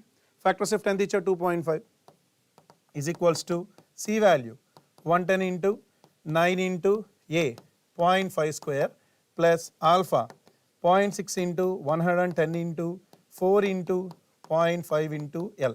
మీరు కనుక చేస్తే it won't take much of time. 450 into 2.5 450 రెండు 900 0.5 11 to 1125 is equals to, so if you solve all these things 247.5 plus 132L మీరు సాల్వ్ చేస్తే 6.647 మీటర్స్. ఈ ఒక్క క్వశ్చనే, సో కొద్దిగా ఎక్కువ లెంతీ ఉన్నా కానీ you can complete, but it will take more then 1 minute.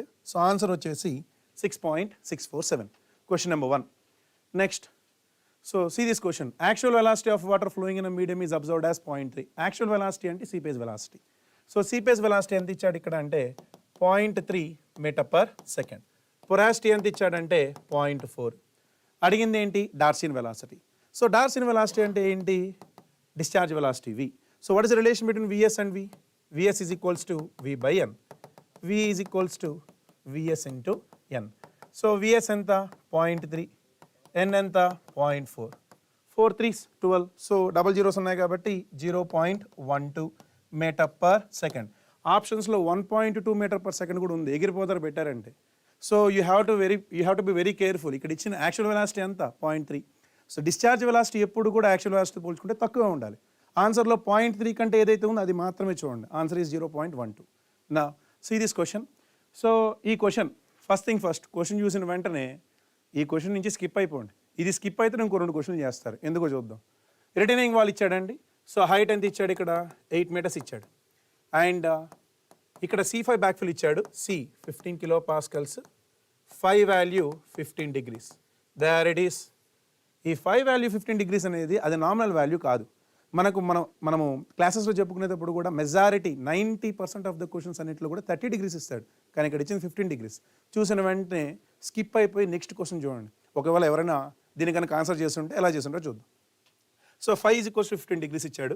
Gamma 18 అన్నాడు. అండ్ అడిగింది ఏంటి అంటే యాక్టివ్ థ్రస్ట్ అన్నాడు. ఈ క్వశ్చన్ మీరు ఛాలెంజ్ చేయొచ్చు. ఎందుకు సార్ అంటే అడిగిందేమో థ్రస్ట్ మీన్స్ ఫోర్స్ కదా. ఒకసారి ఆప్షన్స్ చూస్తే if you see the options given units are kN/m², which means they are giving in terms of pressure. Question ఏమో ఫోర్స్ అడిగాడు, ఆప్షన్స్ ఏమో ప్రెషర్ ఇచ్చాడు. మీరు దీన్ని ఆన్సర్ చేసినా చేయకపోయినా you can challenge it.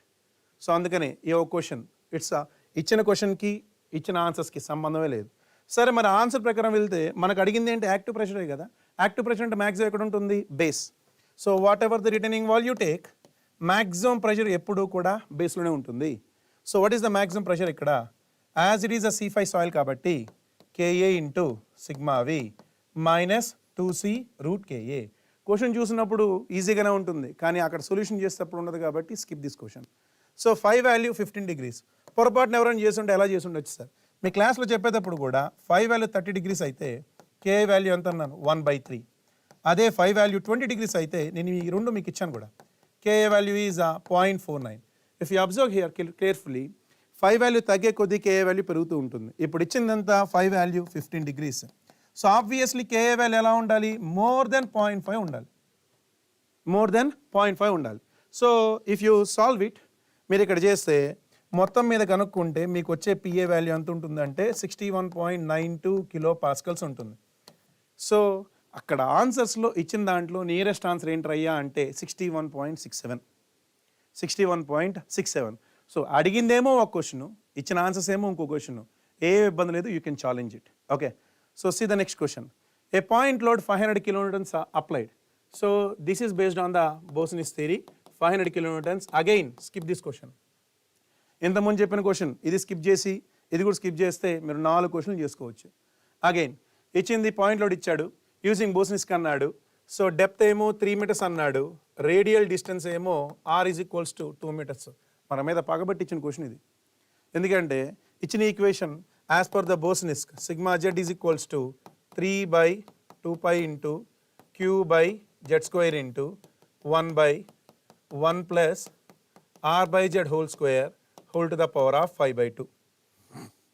R ఇచ్చాడు, Z ఇచ్చాడు కాబట్టి సచ్చినట్టు whole to the power of 5/2 ఉంది. సో ఏం చేసినా రాదు కాబట్టి డోంట్ వేస్ట్ యువర్ టైం. ఇదే క్వశ్చన్ మనం క్లాస్ రూమ్లోనూ ఆన్లైన్ క్లాస్లో చెప్పేటప్పుడు కూడా ఇలాంటి మోడల్ మనం మెట్రోలో చేసేటప్పుడు కూడా చెప్పాను. ఇలాంటి క్వశ్చన్స్ వస్తే skip it. But even then, if you would have solved, the answer would be 10.58. మీరు కనుక చేసుండుంటే ఆన్సర్ వచ్చేసి 10.58.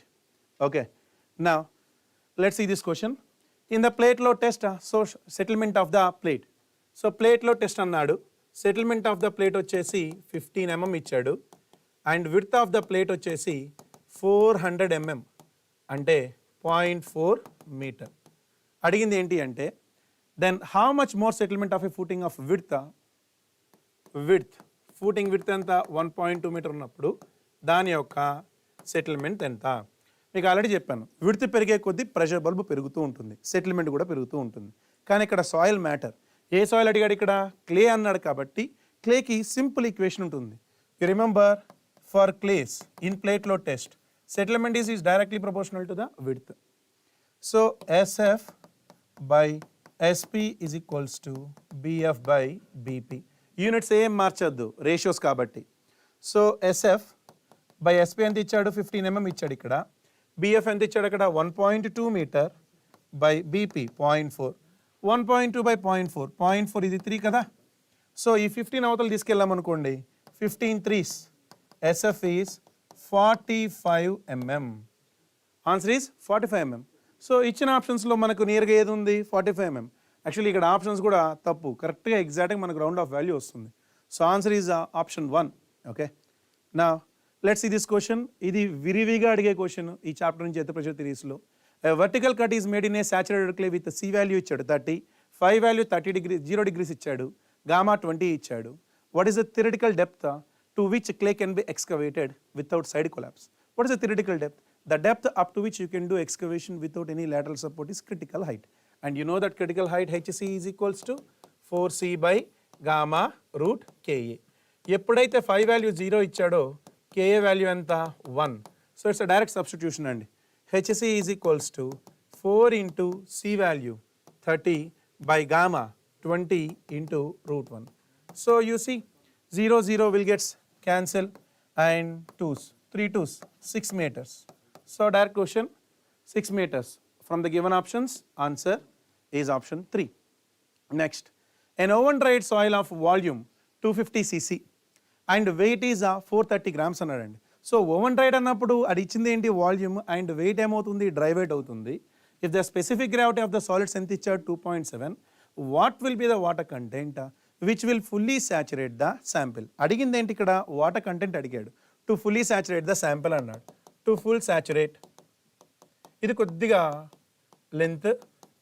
To fully saturate, degree of saturation ఎంత? 100%. ఇమీడియట్లీ మనకు వాటర్ కంటెంట్ కావాలి కాబట్టి స్పెసిఫిక్ గ్రావిటీ ఉంది, డిగ్రీ ఆఫ్ సాచురేషన్ ఉంది, వాటర్ కంటెంట్ కావాలి, apply Sehwag. So E into SR is equals to W into G. సరే, మన దగ్గర SR ఉంది, G వాల్యూ ఉంది సార్, మరి కావాల్సింది ఎవడు? వాటర్ కంటెంట్ కావాలి. మరి వాటర్ కంటెంట్ కావాలంటే ముందు ఎవడు కావాలి? Void ratio. And how to find out the void ratio sir? Given dry weight is there and volume is there. Can't I find out the gamma D? Gamma D is equals to G gamma W by 1 plus E. So G value 2.7 into gamma W అందాజ్గా 10 వేసుకోండి by 1 plus E కాబట్టి ఈ ఈని మనం కనుక అటు కనుక తీసుకెళ్తే, so ఇదే ఈని మనం ఎలా రాయొచ్చు? G gamma W by gamma D minus 1 రాయొచ్చు, అంతేనా? సో ఇక్కడ G వాల్యూ ఎంత ఇచ్చాడు? 2.7 into 10 by gamma D. What is gamma D, sir? Gamma D is equals to dry weight by volume కదా. సో వెయిట్ ఎంత ఇచ్చాడు ఇక్కడ? 430 by 250. అస్సలు ఆవేశపడద్దు, నియరెస్ట్ వాల్యూస్కి వెళ్ళిపోదాం. 0 0 కొట్టేసేయండి. 43ని 45 చేద్దాం. ఈ 43ని 45 చేస్తే మనకు 5 5s 5 4s, so 5 9s, 9 by 5 అంటే ఎంత? 1.8 అవుతుందండి. నియరెస్ట్ చాలు మనకు. యాక్చువల్ వాల్యూ 1.8 కంటే కొద్ది తక్కువ ఉండాలి, బట్ నియరెస్ట్ 1.8. సో ఇక్కడ 1.8 సబ్స్టిట్యూట్ చేయండి అమ్మా. 1.8 minus 1. సో ఇదంతా మనం చేస్తే చూడండి, ఇక్కడ 2.7 into 10 27 by 1.8 minus 1. సో ఇక్కడ ఇచ్చిన ఆప్షన్స్ వచ్చేసి గ్రామ్స్లో ఇచ్చాడు కాబట్టి ఇది 10 కాదండి. You have to take it as 1. It should not be 10. 2.7 by 1.8, 9 3s and 9 2s, 1.5 minus 1. ఈ వాల్యూ ఎంత వస్తుంది అయ్యా అంటే 0.5 వస్తుంది ఈ value. Now substitute over there. So 0.5 into SR anta 1 is equals to W into G value 2.7. ఎక్కడ కూడా అవసరం లేదు మళ్ళీ calculator. W is equals to 0.5 అంటే 1/2 కదా, 1/2 ఇంటూ 2.7 అండి, ఇది 1/5.4. 1/5 అంటే 0.2 అంటే 20%. 1/5.4 అంటే less than 20%. Answer should be less than 20% అన్న. సో ఇచ్చిన ఆప్షన్స్లో answer option 2 19.6%. Okay, now let's see this question. The specific gravity of a particles of a sand is 2.64 ఇచ్చాడు, porosity 45% అన్నాడు, critical hydraulic gradient. So direct question, IC is equals to G minus 1 into 1 minus N. 2.64 minus 1 into 1 minus 0.45.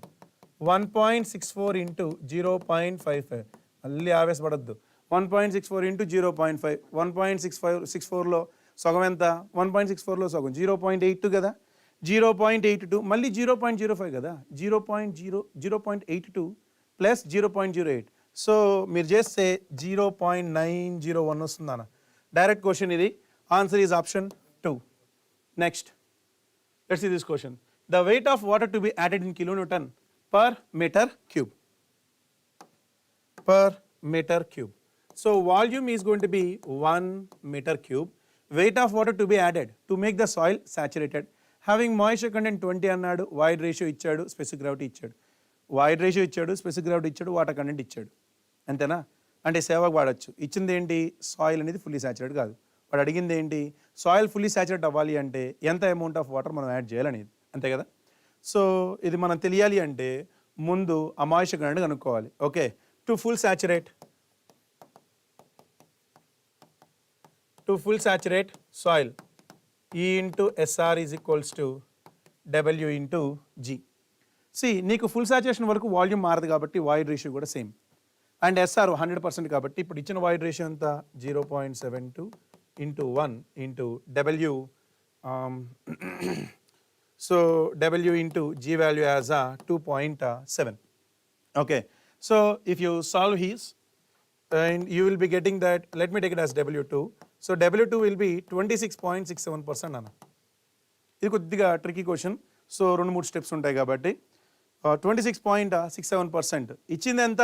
20. కానీ full saturate చేయాలంటే ఎంత కావాలి? 26.67%. ఎంత percentage extra add చేయాలి? 6.67. కానీ అడిగింది మనల్ని పర్సంటేజ్ కాదు, వెయిట్ కావాలి కాబట్టి. So water content W is equals to wait of water by weight of solids. So wait of water is equals to water content into weight of solids కదా. మనకి ఎంత ఎక్స్ట్రా కావాలి కాబట్టి ఇచ్చినది W1 అనుకుంటే దానికి ఒక వెయిట్ ఆఫ్ వాటర్ ఉంటుంది, W2కి ఒక వెయిట్ ఆఫ్ వాటర్ ఉంటుంది. ఎంత వాటర్ యాడెడ్ ఎక్స్ట్రా అన్నాడు అంటే WW ఎక్స్ట్రా అంటే ఇనిషియల్గా ఎంత, ఫైనల్గా ఎంత, ఇనిషియల్గా ఎంత, WW2 minus WW1.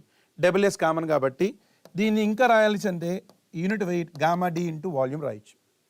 So W2 minus W1 into gamma D into V.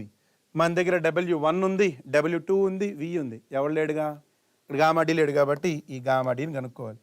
మరి ఆ గామా D ఎలా కనుక్కుంటాం సార్ అంటే again G gamma W by 1 plus E. So G value అంత ఇక్కడ 2.7 అండ్ కిలోమీటర్స్లో అడిగాడు కాబట్టి లెట్ ఇక్కడ 10 by 1 plus 0.72. So if you solve everything, you will get down the final answer as 1.025 kilonewtons. ఈ రెండే కొద్దిగా బౌన్సర్స్. ఇది ఈ క్వశ్చన్ కొద్దిగా time taking. Now next see this question. While designing the abutments of a bridge, the lateral earth pressure to be considered is. So ఎప్పుడైతే మనం bridge abutment అన్నామో rest condition కాబట్టి టాప్ ఫిక్స్డ్ కాబట్టి answer is at rest condition, at rest pressure. Next a compacted fill was 8 meters thick అన్నాడండి. So thickness ఎంత? 8 meters. And void ratio, initial void ratio వచ్చేసి 1.2. And the fill was loaded on the surface by constructing an embankment covering a large area of the fill. Some days after the embankment was constructed. ఇదంతా సోది. ఇచ్చింది average wide ratio ఎంత ఇచ్చాడు? 0.8. ఇచ్చింది initial ఎంత? 1.2. Final ఎంత? 0.8 అన్నాడు యావరేజ్గా. అడిగింది ఏంటి? ఎంత కంప్రెస్ అయింది. సో కంప్రెస్ అయితేనే కదా వైడ్ రేషియో తగ్గేది. What is relation? ఎంత కంప్రెషన్ అయింది అంటే ఎంత సెటిల్మెంట్ అయింది. Delta H by H is equals to delta E by 1 plus E0, right. Delta H by H value ఎంత? 8. డెల్టా ఈ అంటే ఎంత 1.2 మైనస్ 0.8 బై 1 ప్లస్ 1.2. మీరు అదంతా సాల్వ్ చేస్తే కనుక ఆన్సర్ వచ్చేసి 1.45 metres. It's not a big deal, అదేం పెద్ద పెద్ద క్యాలిక్యులేషన్ ఏం కాదు, వితౌట్ క్యాలిక్యులేటర్ మీరు చేయొచ్చు. 1.45 metres, answer is option 1. Next, a water tank support. ఈ క్వశ్చన్లో మీరు ఆన్సర్ దీన్ని అటెంప్ట్ చేయకపోయినా మీకు ఆన్సర్ తెచ్చుకోవచ్చు. You can challenge this question. ఎందుకు అంటే ఇచ్చింది ఏంటి ఇక్కడ, రింగ్ ఫౌండేషన్ అన్నాడండి. సో ఇచ్చింది ఏంటి ఇక్కడ, రింగ్ ఫౌండేషన్ అన్నాడండి. సో రింగ్ అంటే ఇదిగోండి, ఇది సర్క్యులర్ రింగ్ ఇలా ఉంటుంది. అంటే దీనికి అవుటర్ రేడియస్ ఉంటుంది, ఇన్నర్ రేడియస్ ఉంటుంది. ఇది ఆర్ఐ, ఇది ఆర్0. అవుటర్ మరియు ఇన్నర్ రేడియస్ ఉంటుంది. కానీ ఇచ్చిన క్వశ్చన్లో ఏమి ఇచ్చాడు అంటే అవుటర్ డయామీటర్ ఇచ్చాడు, ఎంత 8 మీటర్స్. అండ్ థిక్నెస్ ఇచ్చేసాడు 1 మీటర్ అన్నాడు. యూనిఫామ్ ప్రెషర్ అన్నాడు 200 kg/m². వర్టికల్ స్ట్రెస్ అడిగాడండి. సో క్యూ వాల్యూ ఇచ్చాడు 200. Under centre line Z 4 metres దగ్గర అండర్ సెంటర్ లైన్ స్ట్రెస్ కనుక్కోమన్నాడు. మీకు చాప్టర్ నెంబర్ 10లో బోస్నిస్ చెప్పిన దాంట్లో సర్క్యులర్ లోడెడ్ ఏరియాకి కూడా మనం ఒక ప్రాబ్లం చేసాం. ఇలాంటి ప్రాబ్లం ఒకటి చేసాం కూడా. సో ఇక్కడ the data is missing. What is the data? There is no inner radius. As there is no inner radius, this question is out of the box. వదిలేయండి, escape. So you can challenge this question. ఇప్పుడు 2 questions challenge చేయొచ్చు. ఈ question challenge చేయొచ్చు, ఇంతకుముందు మనం earth pressure దగ్గర కూడా ఒక క్వశ్చన్ ఛాలెంజ్ చేసుకోవచ్చు. Next, saturated unit weight of the sand in the bed of a pond 20 meters deep is 20 kg/m3 అన్నాడు. సో పాండ్ అన్నాడయ్యా, ఈ పాండ్ యొక్క డెప్త్ ఎంత అంటే 20 meters. ఇది పాండ్, ఇది బెడ్. సో పైన ఏమో వాటర్ కాబట్టి గామా డబ్ల్యూ, కిందేమో గామా సాట్. వాడు అడిగింది ఏంటి, the effective stress at 4 meters below the bed level. So bed level కింద 4 meters దగ్గర ఎంత ఎఫెక్టివ్ స్ట్రెస్ ఉంది. ఇలాంటి క్వశ్చన్స్ మనం చాలానే చేసాం కూడా. I told you clearly, any water above the bed level is not considered, is insignificant for the effective stress. పైన ఏమైనా సాలిడ్ ఉందా, లేదు. ఎంత ఎఫెక్టివ్ స్ట్రెస్ అంతా కూడా ఈ 4 మీటర్లే కాబట్టి effective stress sigma dash is equals to water table కిందంతా కూడా సబ్మర్జ్డ్ గామా డాష్ ఇంటూ ఎన్ని మీటర్స్ 4 meters. గామా సాట్ ఎంత ఇచ్చాడు ఇక్కడ 20, గామా డబ్ల్యూ ఎంత ఇచ్చాడు 10. 20 minus 10 into 4, answer is 40 kPa. So straight forward question. మీరు క్వశ్చన్ చూసినప్పుడే మొదట 10 సెకండ్లో అక్కడ పాయింట్ చూసినప్పుడు మీ మైండ్లోకి రావాలి అది. నెక్స్ట్, ఈ క్వశ్చన్ ఇది అగైన్ ట్రికీ క్వశ్చన్. మీకు ఇచ్చిన 10 క్వశ్చన్లు అయిపోయి ఇక్కడ మిగతా కొన్ని క్వశ్చన్స్ మాట్లాడుతున్నాం కదా, అది ఏ డ్రై శాండ్ స్పెసిమన్. ఎప్పుడైతే డ్రై శాండ్ అన్నాడో, శాండ్ అంటేనే గుర్తు రావాల్సింది ఎవడు, C0. Triaxial test when the major and minor principal stress were respectively sigma 1 వచ్చేసి 900 ఇచ్చాడు, సిగ్మా 3 వచ్చేసి 250 ఇచ్చాడు. If the same specimen is tested in direct shear test under a normal stress of 100 kg/m², shear stress will be. మీరు గనక క్లియర్గా కనుక తెలిస్తే దీన్ని 3 నిమిషాల్లో చేయొచ్చు, 30 సెకండ్లో కూడా చేయొచ్చు. ఏంట్రా అయ్యా అంటే షియర్ స్ట్రెస్ అన్నాడు. Tau F is equals to S is equals to C plus sigma into tan phi. ఇంతేనా? C value 0, okay. S is equals to sigma ఎంత ఇచ్చామయ్యా 100 into tan phi. If you remember 5 value maximum ఎంత ఉంటుంది, 5 value నీకేమైనా 5 value 90 ఉంటుందా, 5 value maximum 45 degrees ఉంటుందా, అంతకంటే ఎక్కువ ఉండదండి. మనం చాలా క్వశ్చన్లు చేసాం. Generally 5 value is less than or equals to 45 degrees నాన్న. అరయ్యా 5 value less than or equals to 45 degrees అయితే షియర్ స్ట్రెంత్ వాల్యూ ఎంత ఉండాలి, less than or equals to 100 kPa. ఎందుకంటే tan 45 degrees 1 less than tan 45, less than 45, tan value is going to be less than 1. Answer అంటే ఎలా ఉండాలి, 100 అంతకంటే తక్కువ ఉండాలి. ఇచ్చిన ఆప్షన్స్లో బ్లాక్ షీప్ ఎవడు 68.5. That's it. మీరు మొత్తం అక్కడ దాకా వెళ్ళేసి దీన్ని 3 నిమిషాలు కూడా చేయొచ్చు. అంత వద్దు. ఈ పాయింట్ కనుక తెలిస్తే clearly you can get down the answer. Next, come to the question. ఇది గేట్ క్వశ్చన్ అండి.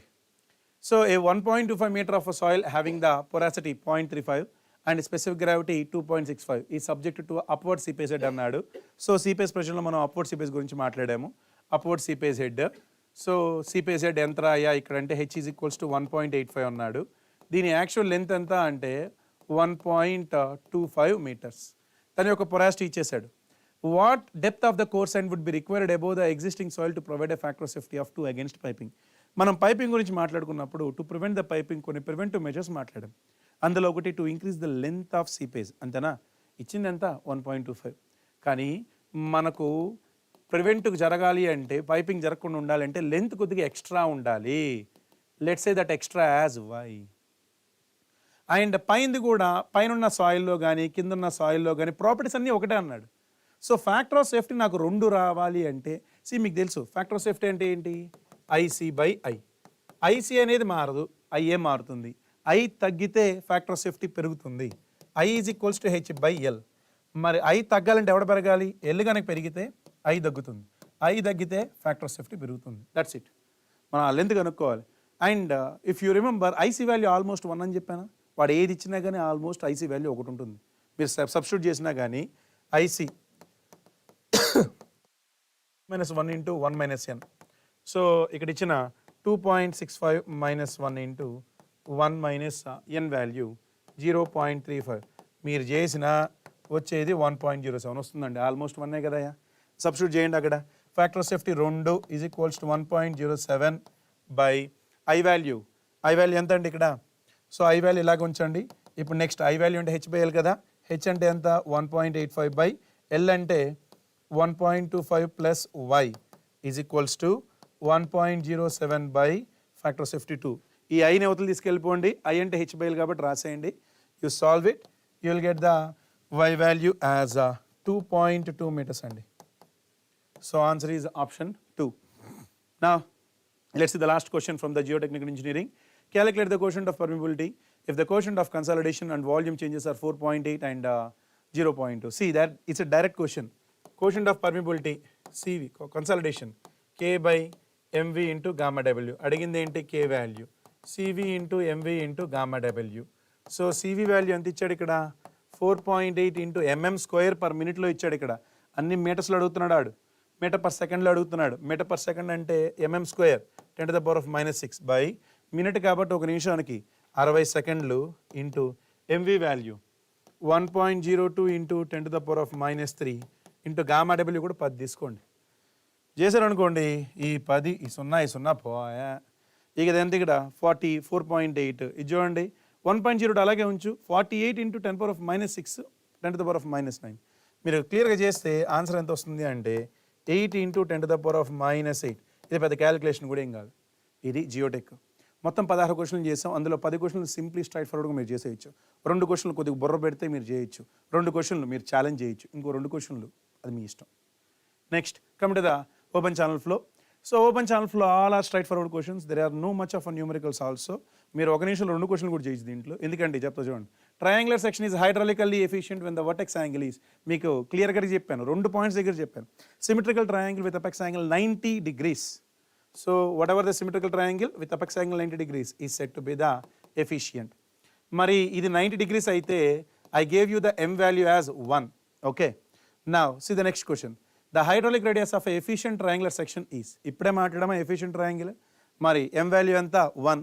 m value 1 కనుక అయితే మీకు r value is equals to y by 2√2. మీకు చెప్పేటప్పుడు కూడా జామెట్రీ ఛానల్ జామెట్రీ అంతా చెప్పిన తర్వాత లాస్ట్లో ఒక టేబుల్ ఇచ్చా. మీరు మొత్తం చూడకపోతే ఒక టేబుల్ చూడండి. ఆ టేబుల్ ఇవన్నీ మనం రిప్రజెంట్ చేసినవే. Next a rectangular channel 2 meter wide carries a discharge of 10 m³/s at a depth of 2. Calculate the specific energy.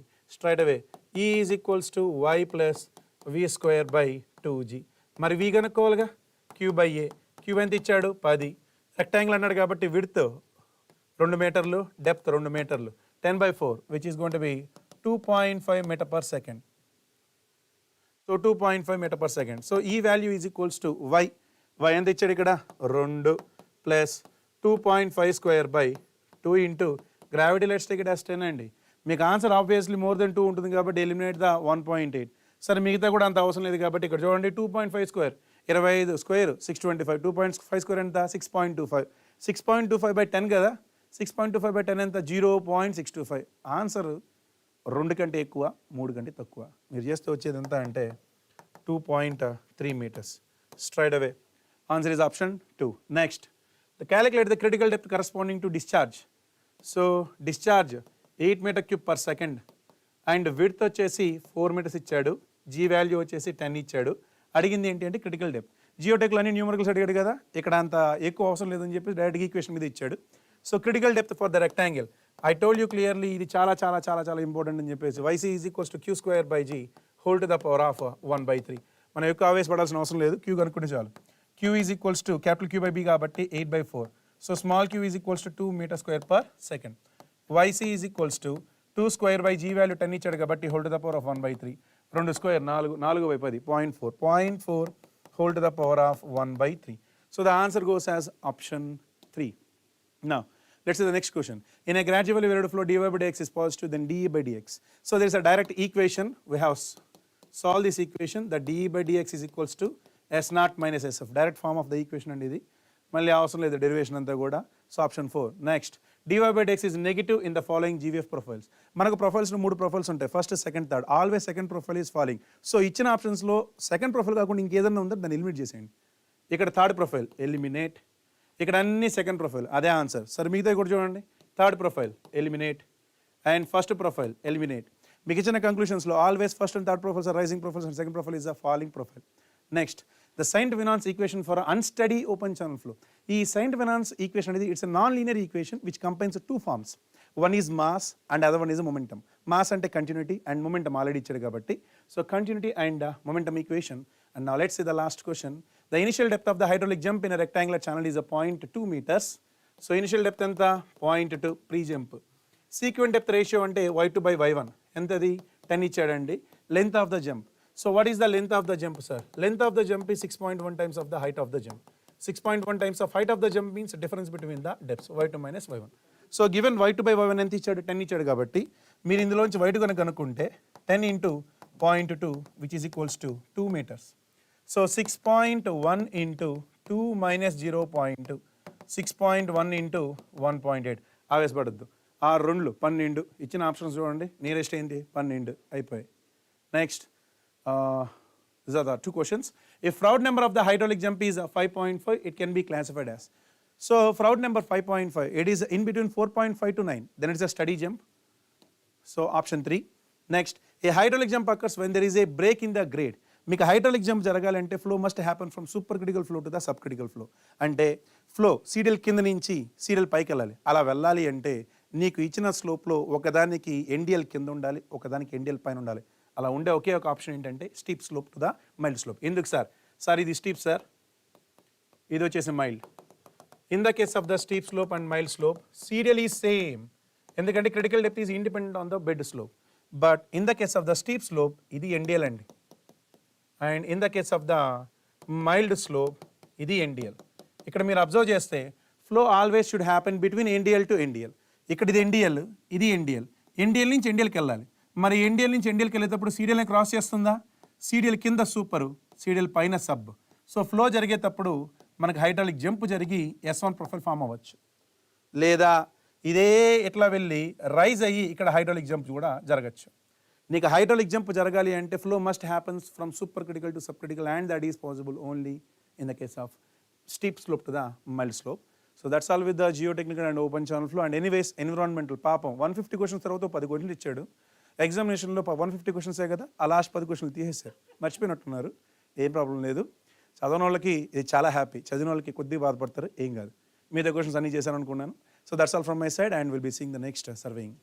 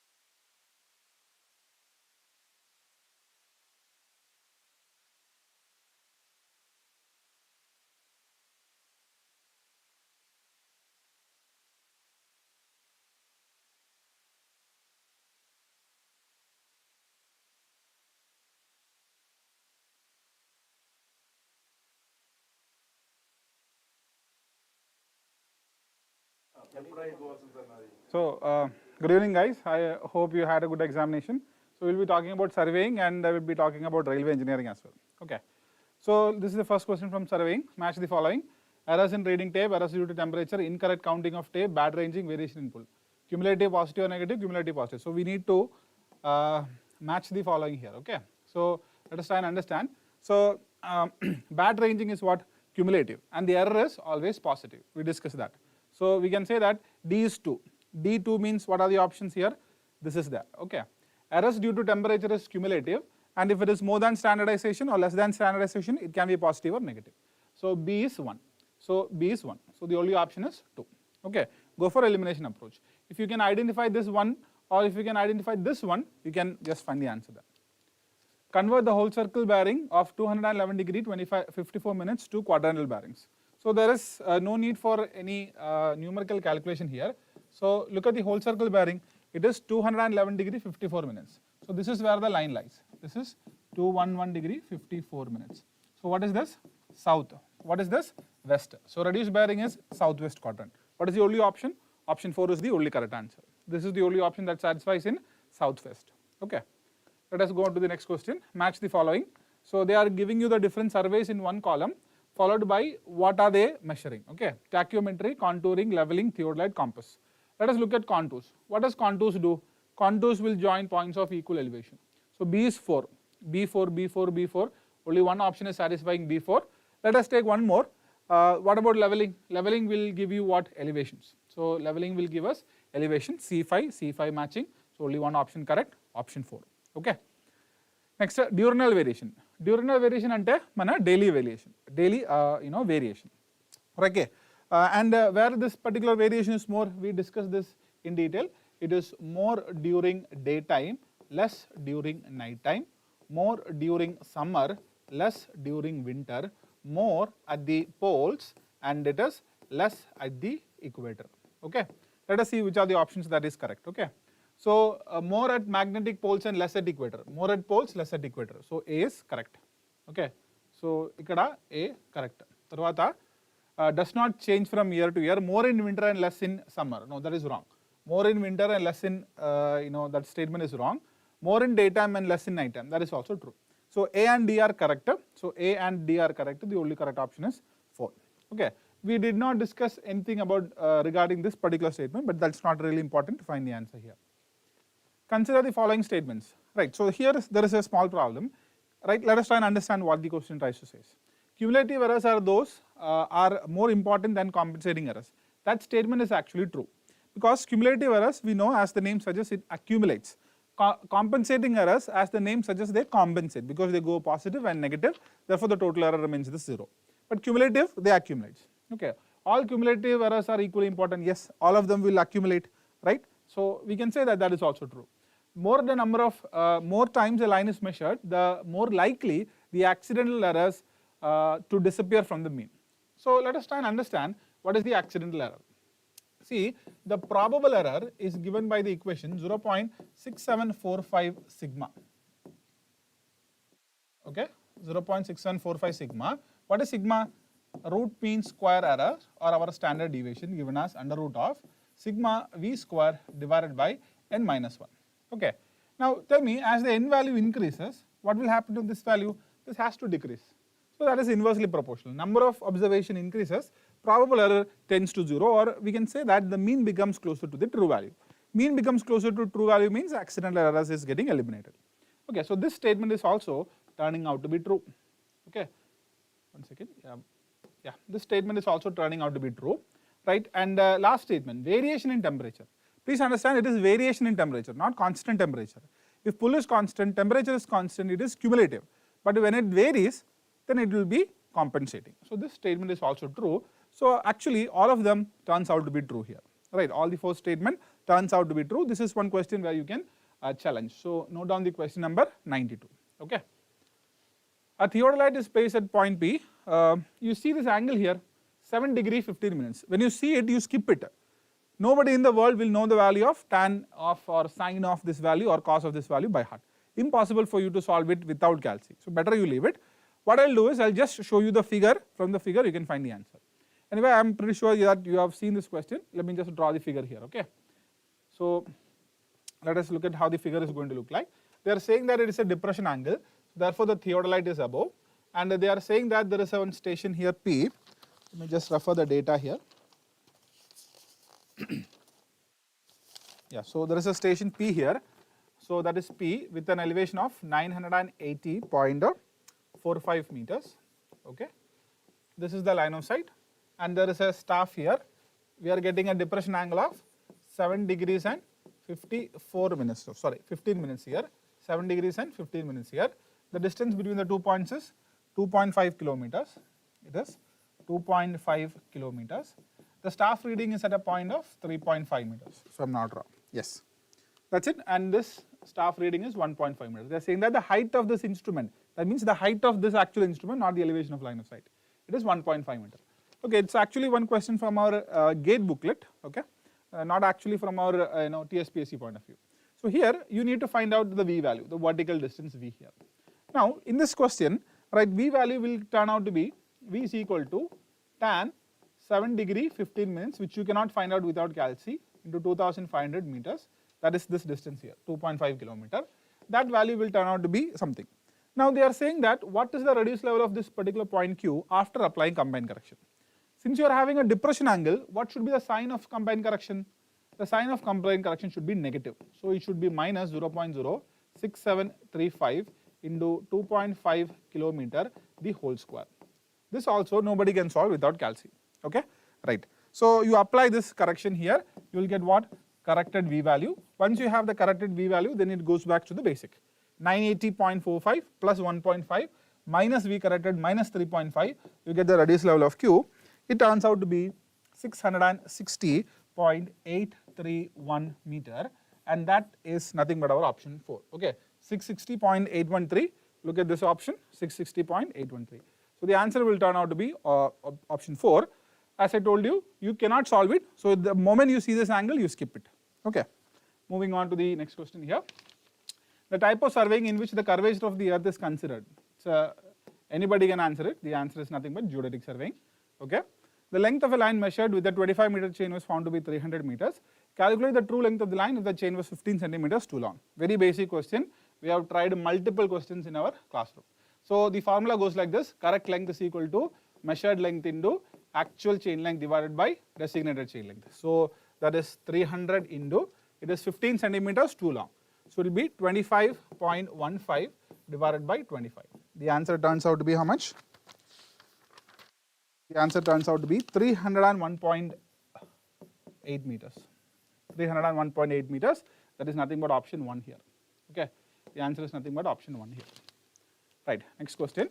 A surveyor measures the distance between 2 points on a plan drawn to a scale of 1 centimeter equal to 100 meters, and the result was 333 meters. Later, however, he discovered that that he used a scale of 1 centimeter equal to 25 meter to measure the line. Find the true distance between the points. So this is actually a previous year question only. Same model of question has been asked in our AEE. So it's the question from wrong scale. So who is the correct RF here? Correct RF is the RF that is mentioned in the map, that is 1 centimeter equal to 100. If I convert that, the RF will be what? 1 into, if I convert that, the RF will be 1 into 100 into 100. So that will be 10,000. Okay. Then automatically the wrong RF will be 1 centimeter equal to 25 meter. If I convert that into RF, 25 multiplied by 100. That's it. So this is correct RF, this is wrong RF, measured length is 333 meters. So remember the formula, correct length is equal to measured length into RF wrong divided by RF wrong divided by RF correct.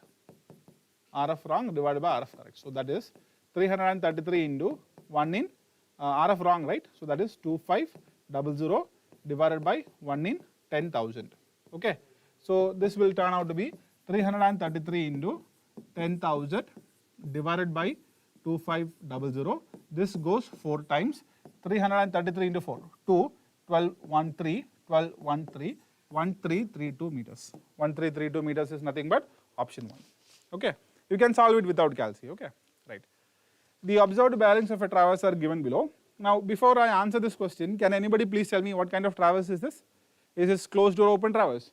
PQRST. So it's an open traverse, okay, right. So they are asking which of these stations are most likely to be affected by local attraction. So the concept is very simple, right? PQ and QP, forebearing, back bearing, that's what they are saying. Okay, look at this, 15, 15 cancels, yes. What is 225 minus 45? 180. So this line is free from local attraction, which means P is free from local attraction, Q is free from local attraction. 15, 15 cancels, but is 286 minus 107, 180? No. So this line is not free from local attraction. 30, 30 cancels, but 202 minus 21 is not equal to 180, so this line is not free from local attraction. 45, 45 goes, 320 minus 141 is never equal to 180, so this line is also not free from local attraction. So P is free from local attraction, so P is free from local attraction, Q is free from local attraction, R is not, S is not, and T is also not. So R, S and T are not free from local attraction, but they are only giving you 2 stations. Had this been SP, then we could have commented. But with ST we cannot comment the answers. So this also please challenge. This also please challenge, okay, right? Because this is not SP, this is ST. Actually this is a previous year gate question, but they have not copied properly. That is the problem, okay. Moving on. Survey carried out to delineate. Delineate and differentiate, okay, right. This is also a previous year question. We have discussed this in our classroom. Can you tell me the answer? Delineate natural features like hills, rivers, forest, etc. The answer is nothing but what? Topographic survey. This is exactly what we discussed in the class. Nobody will ask you the definition. They will give you the definition. You should be in a position to identify the correct answer there, right. Calculate the area in square meters enclosed between the survey line, the irregular boundary line, and the first and the last offset by Simpson's rule. What is the first condition to apply Simpson's rule? We need odd number of offsets. Let us count. So this becomes 1, O1, O2, O3, O4, O5, O6, O7, O8, O9. Yes, Simpson's rule is possible. What is the distance? 20-meter intervals. So apply Simpson's rule here. So Simpson's rule says that area A is equal to D by 3. D ante ikkada 20 into first offset O1 plus last offset, that is O9, plus 2 times mana odd offsets. So chudandi odd offsets ante O3 odd, tarvata O5 odd, O7 kuda odd.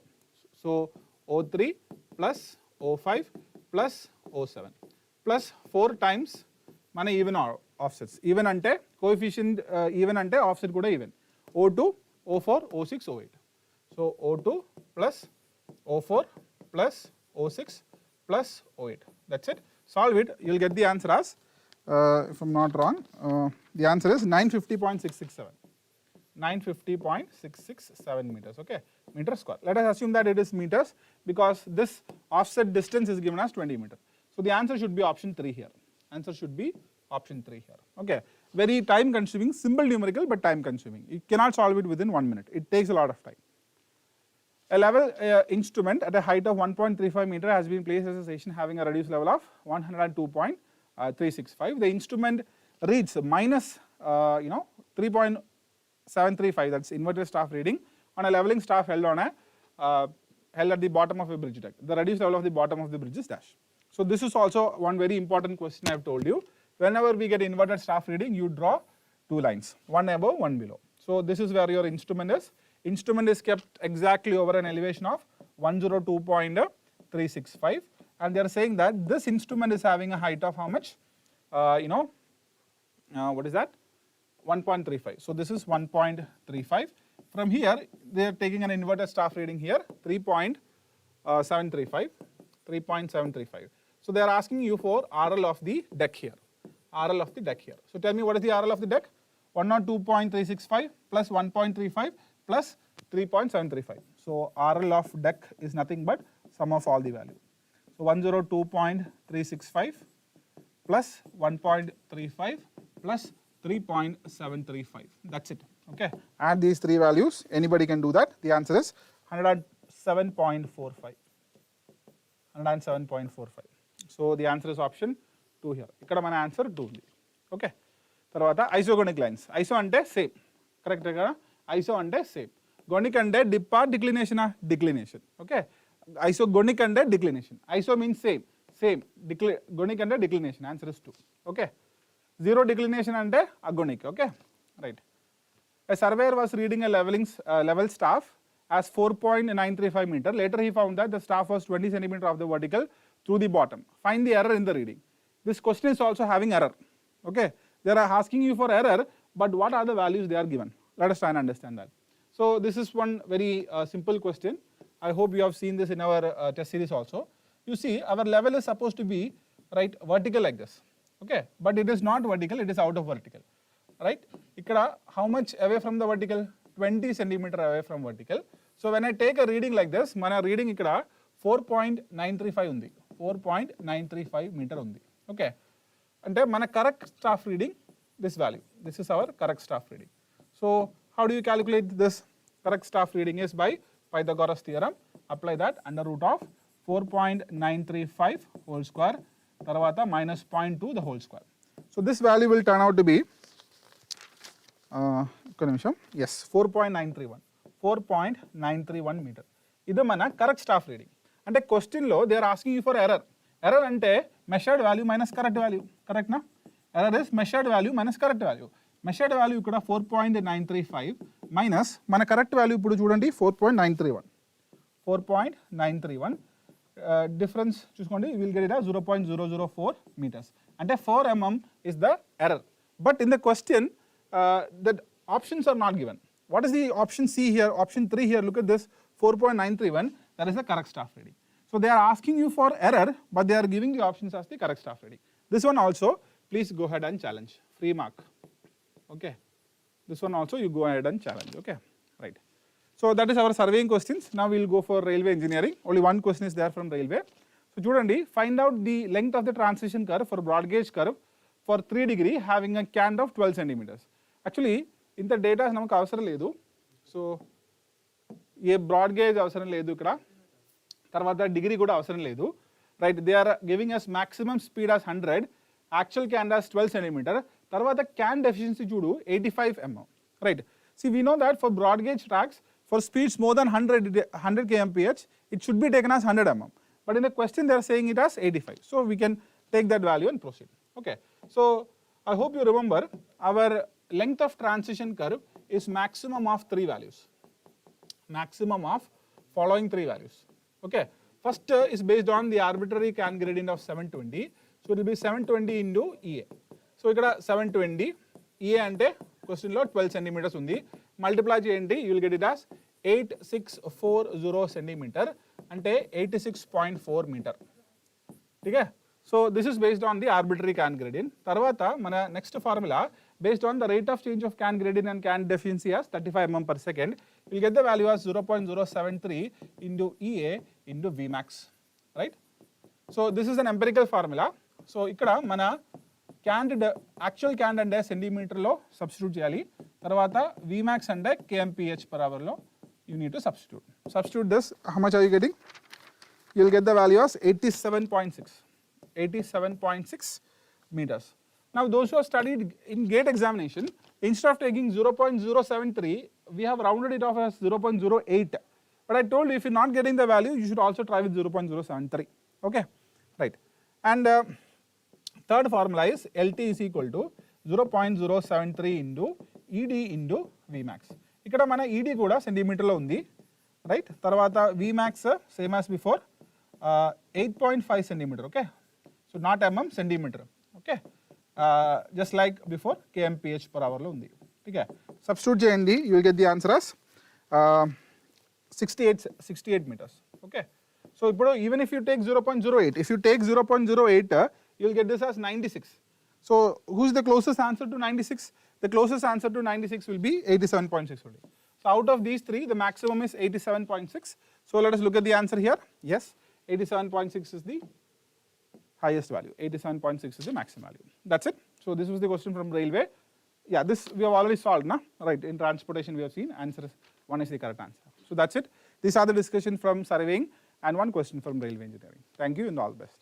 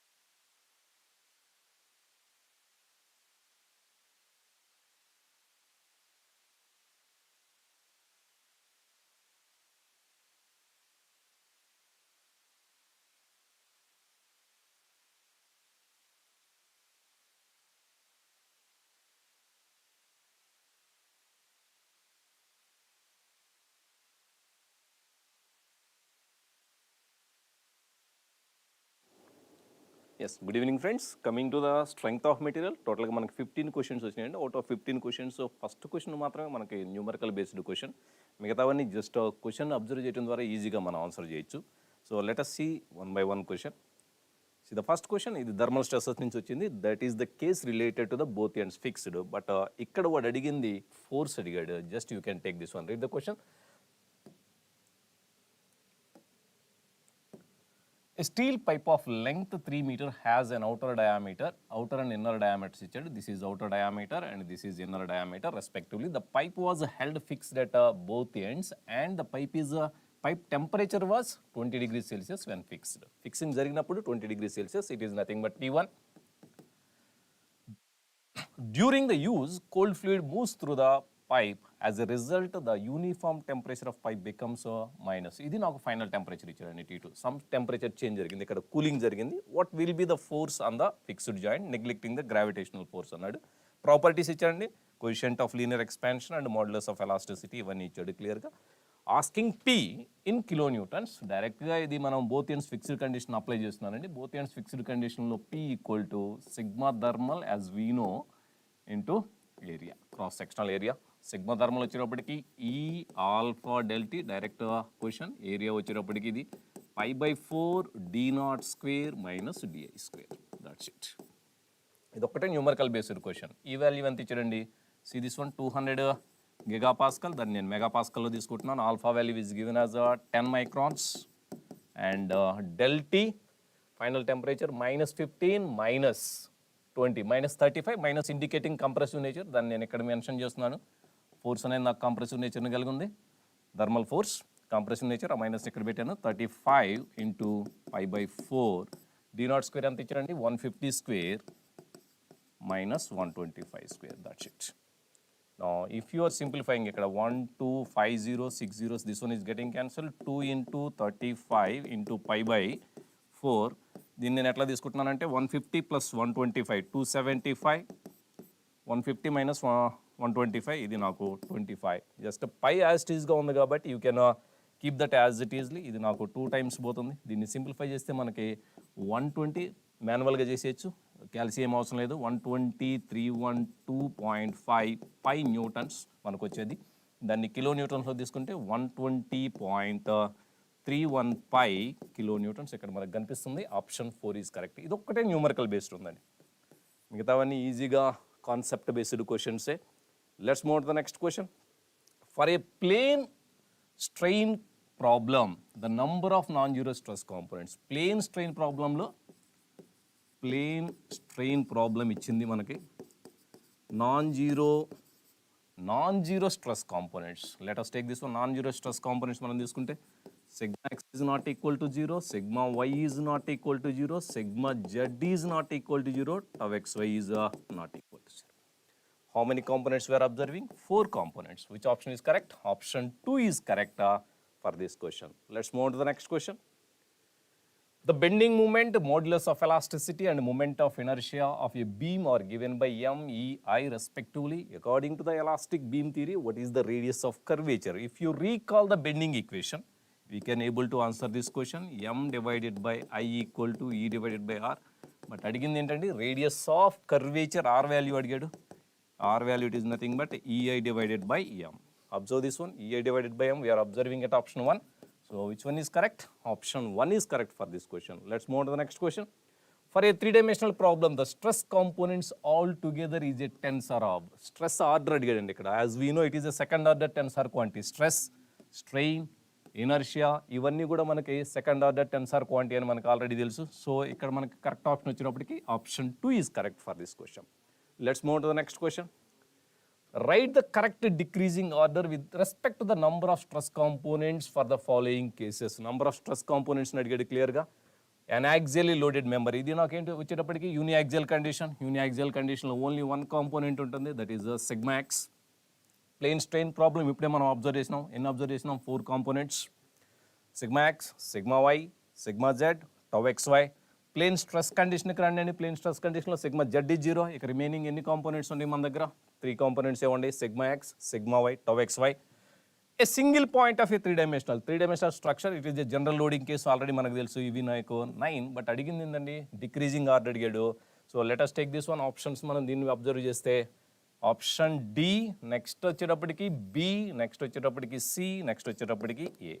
So DBCA మనం ఎక్కడ identify చేసాం? Number 4.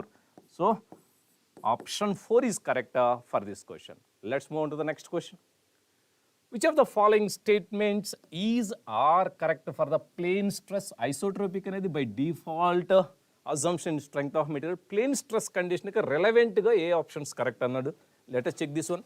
3 stress components can exist at a point. Look at here, already మనం చూసాం plane stress condition లో 3 stress components ఉండే, ఇక్కడ మనం observe చేసినాం.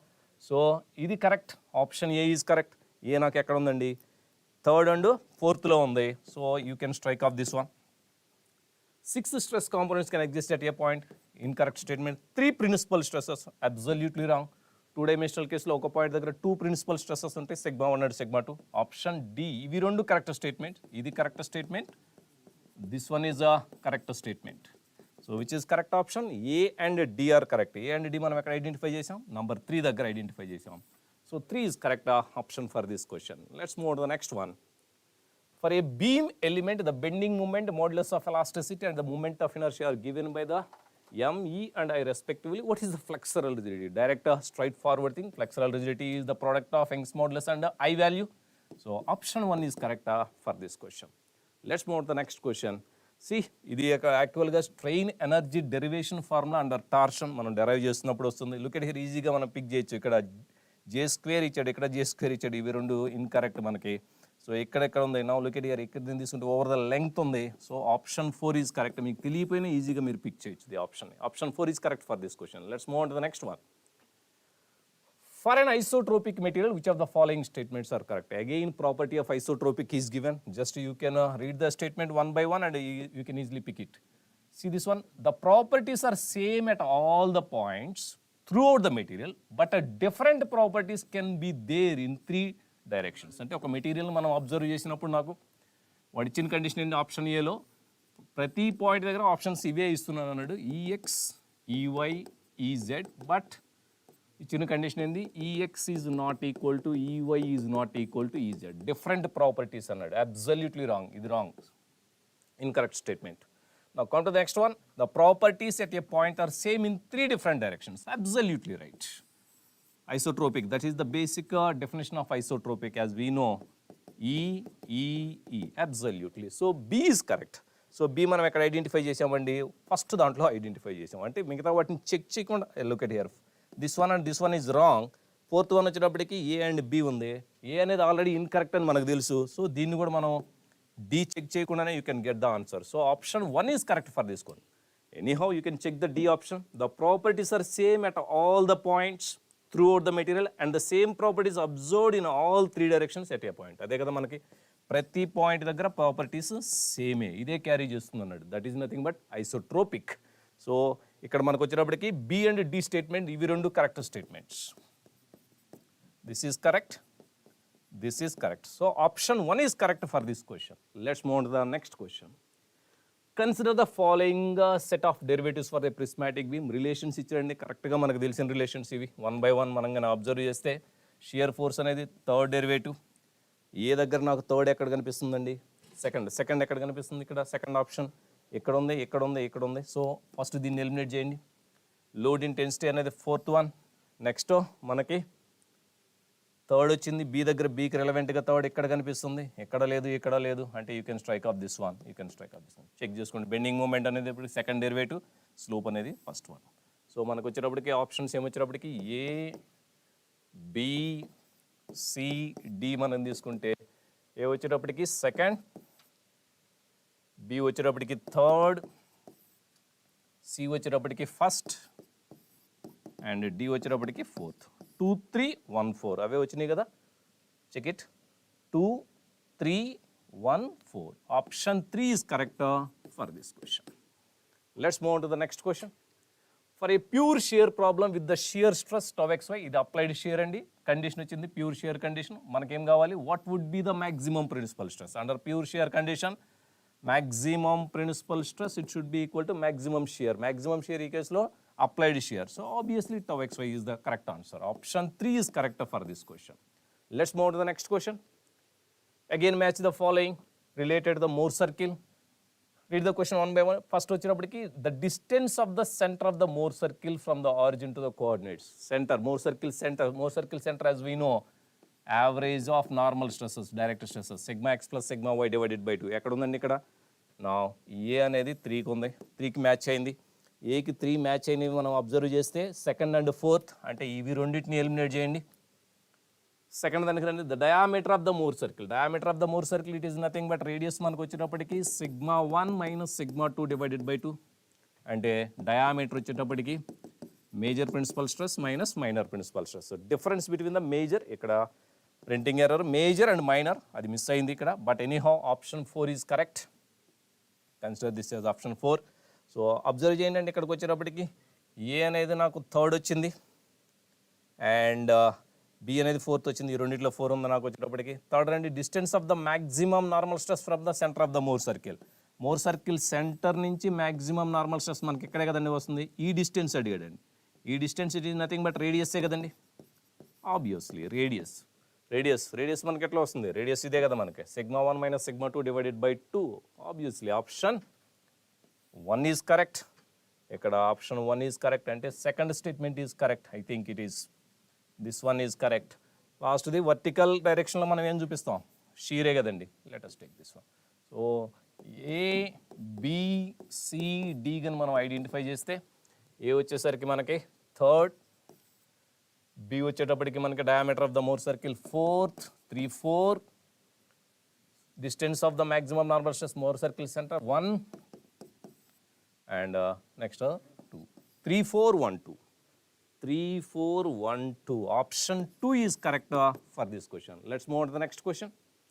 SFD diagrams are clearly mentioned. Look at here. Idi manake, as we know this one, concentrated movement lo etuvanti shear force undadu. Then it is UDL linear variation. Deeniki vachinappudiki idi identify this. Easy standard cases anni, ekku kashtapadalsina avasaram kuda ledu. Strength of material nunchi very easy questions manam observe chestunnam. So option A ku vachinappudiki second, B వచ్చేటప్పటికి third, C వచ్చేటప్పటికి 1, sorry C వచ్చేటప్పటికి 4, C వచ్చేటప్పటికి 4 and D వచ్చేటప్పటికి 1. 2 3 4 1 you can identify. 2 3 4 1 we are identifying at 2. Option 2 is correct for this one. 2 3 4 1. Let's move on to the next question. ఇది both ends fixed condition clearly as we know. This is also fixed support, this is also fixed support. For fixed support, L effective equal to L by 2. And Euler load మనం తీసుకుంటే pi square EI min divided by LE square. LE ని substitute చేయండి, then you are having 4 pi square EI divided by L square. Identify? Yes, we are identifying this one at option 3. Option 3 is correct for this question. Let's move on to the next question. For any material, the modulus of elasticity at a point can be given by Ex, Ey, Ez. Again, properties are given, elastic properties are given.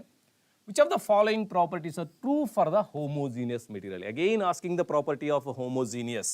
See, statement 1, Ex is not equal to Ey is not equal to Ez. Different properties we are observing at a point.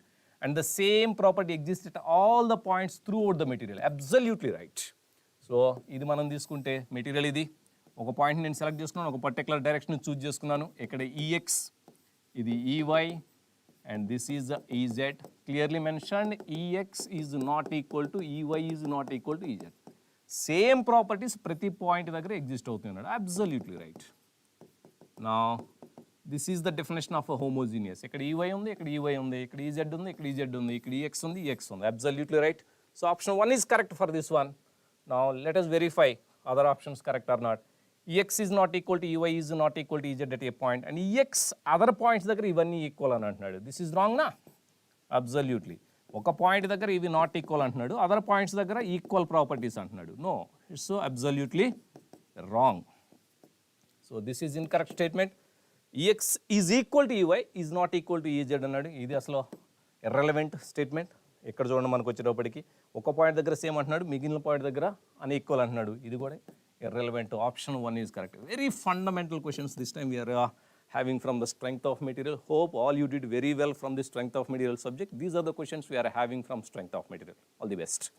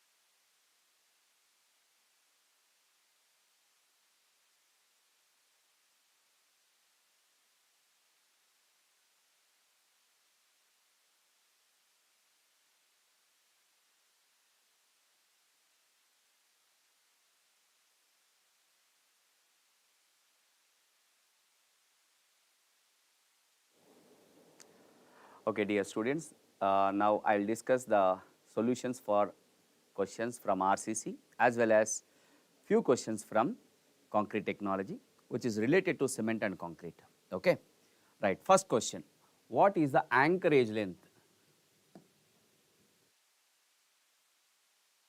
What is the anchorage length of D diameter Fe415 bars in M30 concrete? M30 concrete column. In compression, assume sigma s is equals to 0.75 Fi. My dear, we know that formula for anchorage length is phi into sigma st upon 4 times tau bd. Here, in place of phi, they have given d, and sigma st, they have given that 0.75 Fy. Here, given that grade of steel is a 415, so simply write down it is 415 upon 4 into, it is a HYST bar, increase 60%, in compression zone increase 25%, and tau BD value not given, my dear, for M30 grade concrete tau BD value is 1.5. If you simplify, you will get the answer nearly 25.94. 25.94 times bar diameter D. One is correct answer. Come to the next question. According to IS 10262-2019, the relationship between target mean compressive strength Ft and characteristic compressive strength FCK of concrete is, it is a direct question. You can write Fm is the mean strength. We have seen already this one, 1.645 times the sigma. Directly in a classroom we have discussed this, but notations they have changed. In place of Fm, you write Ft. Then remaining is same only, FCK plus 1.645 or 1.65, not a problem, into standard deviation, right? So, first one is correct. Then move to next question. A beam is pre-stressed by straight tenon carrying a pre-stressing load P at an eccentricity E towards the bottom, direction of the beam. Which match is the correct one for the beam? Here definitely you need to think, directly will not get it. This is the pre-stressed concrete member and provided a straight tenon at an eccentricity E. If you read, my dear, ABCD and 1, 2, 3, 4, you will understand. Finally, what about the stress at the top fiber as well as stress at the bottom fiber? Directly I can write down here stress at the top fiber, considered a live load also. It is not mentioned in the question, right? But if you read the statements ABCD, you will understand even they are considering live load also. I would like to write stress at top fiber and stress at bottom fiber. Stress at top fiber is P by A minus PE by Z plus MD by Z plus ML by Z. Stress at bottom fiber is P by A plus PE by Z minus MD by Z minus ML upon Z. Sir, how do you take the sign convention? Due to pre-stressing effect, the member will bend into hogging curvature. Due to live load and self-weight, the member is bent into sagging curvature. In a hogging curvature, at a top tension, bottom compression. In sagging curvature, top compression, bottom tension. Based on this sign convention, we can take the signs, right? What is A given here? Direct stress contribution to the resultant stress at a top fiber due to pre-stressing force. Not only at top fiber, whether you take a top fiber or bottom fiber, P by A is always positive. Here given additive. A is 3. Now A3, A3, A3. 1 wrong, 3 wrong. Then either 2 is correct or 4 is correct. Then coming to the next one, stress contribution to the resultant stress at the bottom fiber due to live load. Due to live load, what about the stress contribution at bottom fiber? Na? Yes, at bottom fiber. It is, my dear, subtractive. So B2, B2, B2, B2, yes, A3, B2. Option decided, right? Elimination technique if you use, easily will get it. Coming to the next one, compressive strength of concrete mainly depends upon, my dear, compressive strength depends upon water cement ratio. As water cement ratio is higher, strength will be lesser. Next one, a beam is designed using M20 grade concrete and FE415 is used for the tension reinforcement. If the diameter of the main steel is 12 mm, what is the minimum value of the development length LD in mm to be provided in the support section? My dear, LD they are asking. LD is equals to 5 into sigma st upon 4 times tau BD, right?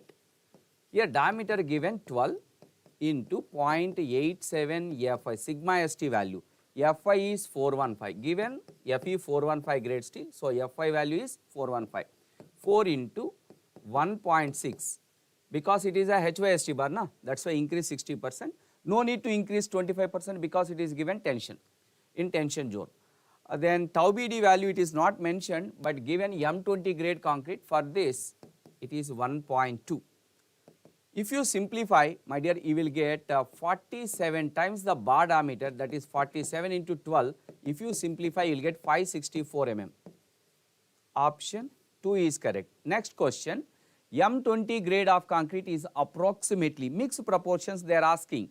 For M20 grade concrete, mixed proportions are 1:1, 1.5:3, right? Option 4 is correct. The next question, consider the following statements. The pH value of water for making concrete should be more than 8.5. Here given more than 8.5, but generally we use 6 to 8.5, so A is wrong. Here they asked that which of the above statements are correct. So we want correct statements. A is wrong. Here A is there, wrong. Here A is there, wrong. Maybe 2 is correct or 3 is correct. In this one also B is correct. No need to read B directly. Either C and D if you read, easily you can decide. Entrained air voids reduce the resistance against freeze and thaw deterioration. Here given reduce, no, it will increase the resistance. So C is wrong. C wrong means B and D are correct. B and D are correct. Option 2 is correct. Move to the next question. Consider the following statements from IS 456-2000 code. The standard deviation for M15 concrete is 4. It is not 4 actually, it is 3.5 megapascal. It is given in IS 456-2000, refer table number 8. So A is wrong. Here they asked which of the above mentioned statements are incorrect. It is very, very important. Incorrect they asked, not correct one, incorrect. So A is incorrect, right? A is incorrect, A is incorrect. So 1 wrong, 3 wrong. Maybe 2 is correct or 4 is correct. Here already A is there. So you read just B or D to decide this. My dear, a minimum 2 samples should be tested for 15 cubic meters of concrete. From code, if you refer 16 to 15 cubic meters of concrete, minimum number of samples to be tested 2. Yes, it is correct, but we want incorrect. So here B is there, this is wrong, this is correct. Okay, right. Then move to next one. Yes, these are the questions from RCC. ఇది వరకు previous year question పేపర్లో మనం కానీ చూసుకున్నట్లయితే RCC నుంచి అడిగేటటువంటి questions డిఫరెంట్గా ఉండేవి, but ఇప్పుడు అడుగుతున్నటువంటి క్వశ్చన్స్ కంప్లీట్లీ డిఫరెంట్. ఈరోజు అడిగినటువంటి క్వశ్చన్స్ చూసినట్లయితే okay, anyway somehow related to RCC concrete technology నుండి కూడా కొన్ని క్వశ్చన్స్ అడగడం జరిగింది. Let us see those questions. Right. First question, arrange the steps of production of cement in chronological order. మనం cement manufacturing procedure చూసినట్లయితే first రా materials తీసుకుంటాం, రా మెటీరియల్స్ తీసుకొని వాటిని గ్రైండింగ్ చేస్తాం, తర్వాత దాన్ని కిల్లో పెట్టి హీట్ చేస్తాం, హీట్ చేసిన తర్వాత మళ్ళీ గ్రైండ్ చేస్తాం. రైట్. సో ఇది ప్రొసీజర్ అనమాట, స్టెప్ బై స్టెప్ ప్రొసీజర్. ఇక్కడ కానీ చూసుకున్నట్లయితే blending the materials in the correct proportions. Yes, first మనం మెటీరియల్స్ తీసుకోవాలి, ఏ అనేది కరెక్ట్. ఇక్కడ ఏ ఫస్ట్ ఎక్కడ ఉంది, ఈ మూడిట్లో ఉంది, తెలివైన వాడు. Right. Next grinding the clinker and gypsum, ఇది లాస్ట్ స్టెప్ అనమాట. క్లింకర్ని గ్రైండ్ చేయడం లాస్ట్ స్టెప్. లాస్ట్ ఎక్కడుంది బి అన్నది, ఇక్కడ చూడండి, ఇక్కడ మాత్రం లాస్ట్ బి ఉంది, ఇక్కడ డి ఉంది, ఇక్కడ సి ఉంది. సో ఇది రాంగ్, ఇది wrong, option already decided. Okay, right. No need to read remaining things, easily you can understand. Okay, move to next question.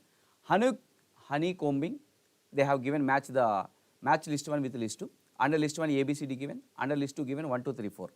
Honey combing అంటే ఏంటి, హాలో స్పేసెస్ ఫామ్ అవ్వడం అనమాట. రైట్. బ్లీడింగ్ అంటే ఏంటి, water level అనేది పైకి రావడం కాంక్రీట్లో. రైట్. ఇక్కడ ఆప్షన్స్ ఎలిమినేట్ చేసి చూద్దాం. ఏ3 ఎక్కడుంది అంటే 3 wrong, 4th wrong, maybe 1 correct or 2 correct. B4, B అన్నది 4, బి అన్నది 1. Right, this is wrong, this is correct. Next question, the correct arrangement of different voids of concrete according to their sizes. Sizes ప్రకారం చూసుకున్నట్లయితే gel voids అనేది తక్కువ ఉంటాయి, దానికంటే capillary voids ఎక్కువ ఉంటాయి, దానికంటే ఎంట్రైన్డ్ వాయిడ్స్ ఎక్కువ ఉంటాయి, దానికంటే ఎంట్రాప్డ్ వాయిడ్స్ అన్నవి ఎక్కువ ఉంటాయి అన్నమాట. 4th one is correct. Next question, corrosion of reinforcement in concrete can be caused by the ingress of, దీనివల్ల ఫామ్ అవుతుందంటే క్లోరైడ్స్ మరియు carbon dioxide. Next, consider the following statements with respect to cements. Vinsol resins are vegetable fats and oils and fatty acids are ground with ordinary cement to air entraining cement. Yes, it is correct.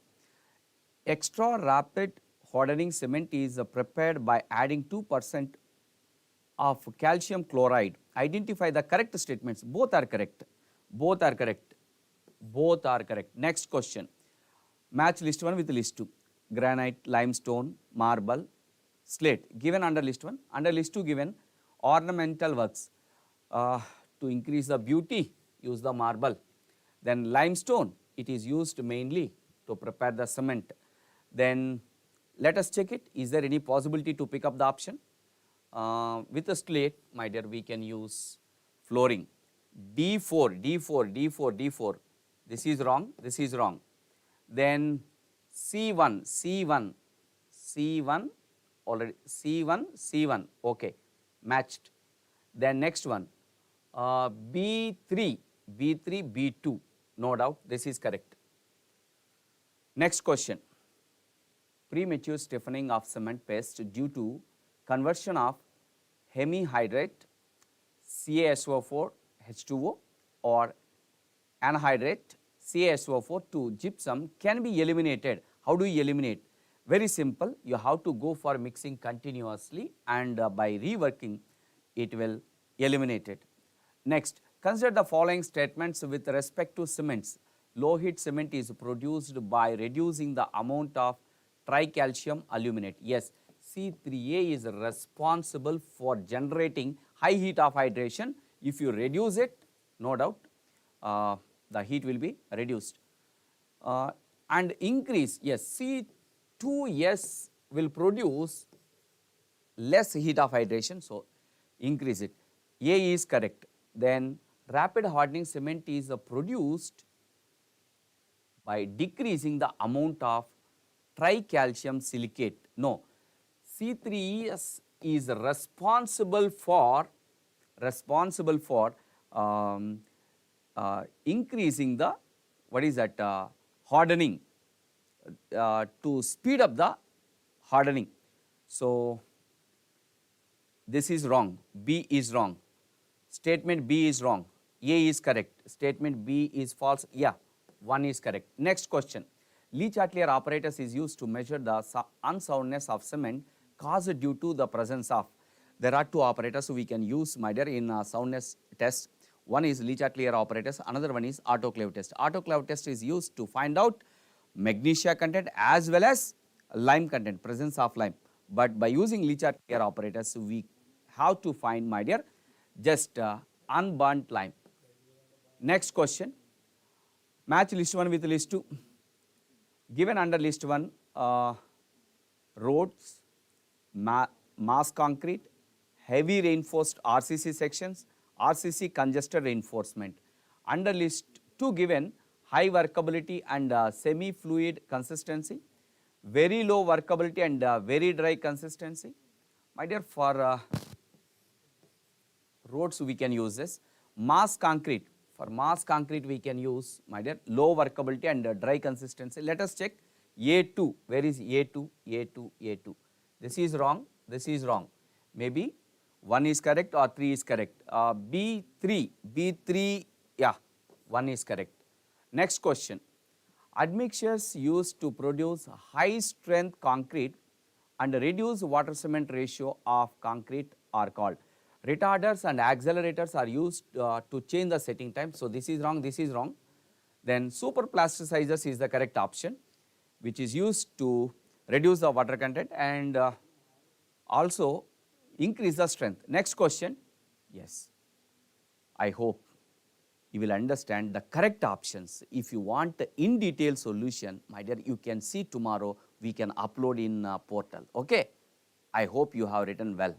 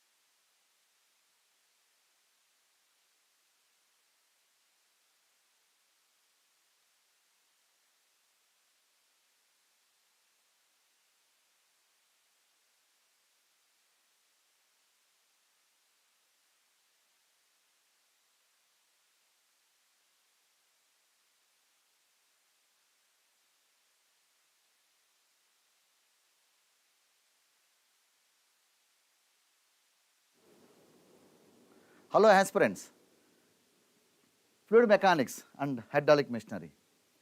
So center of buoyancy is the point where the buoyancy force acts, which is CG of the volume of liquid displaced. Answer A.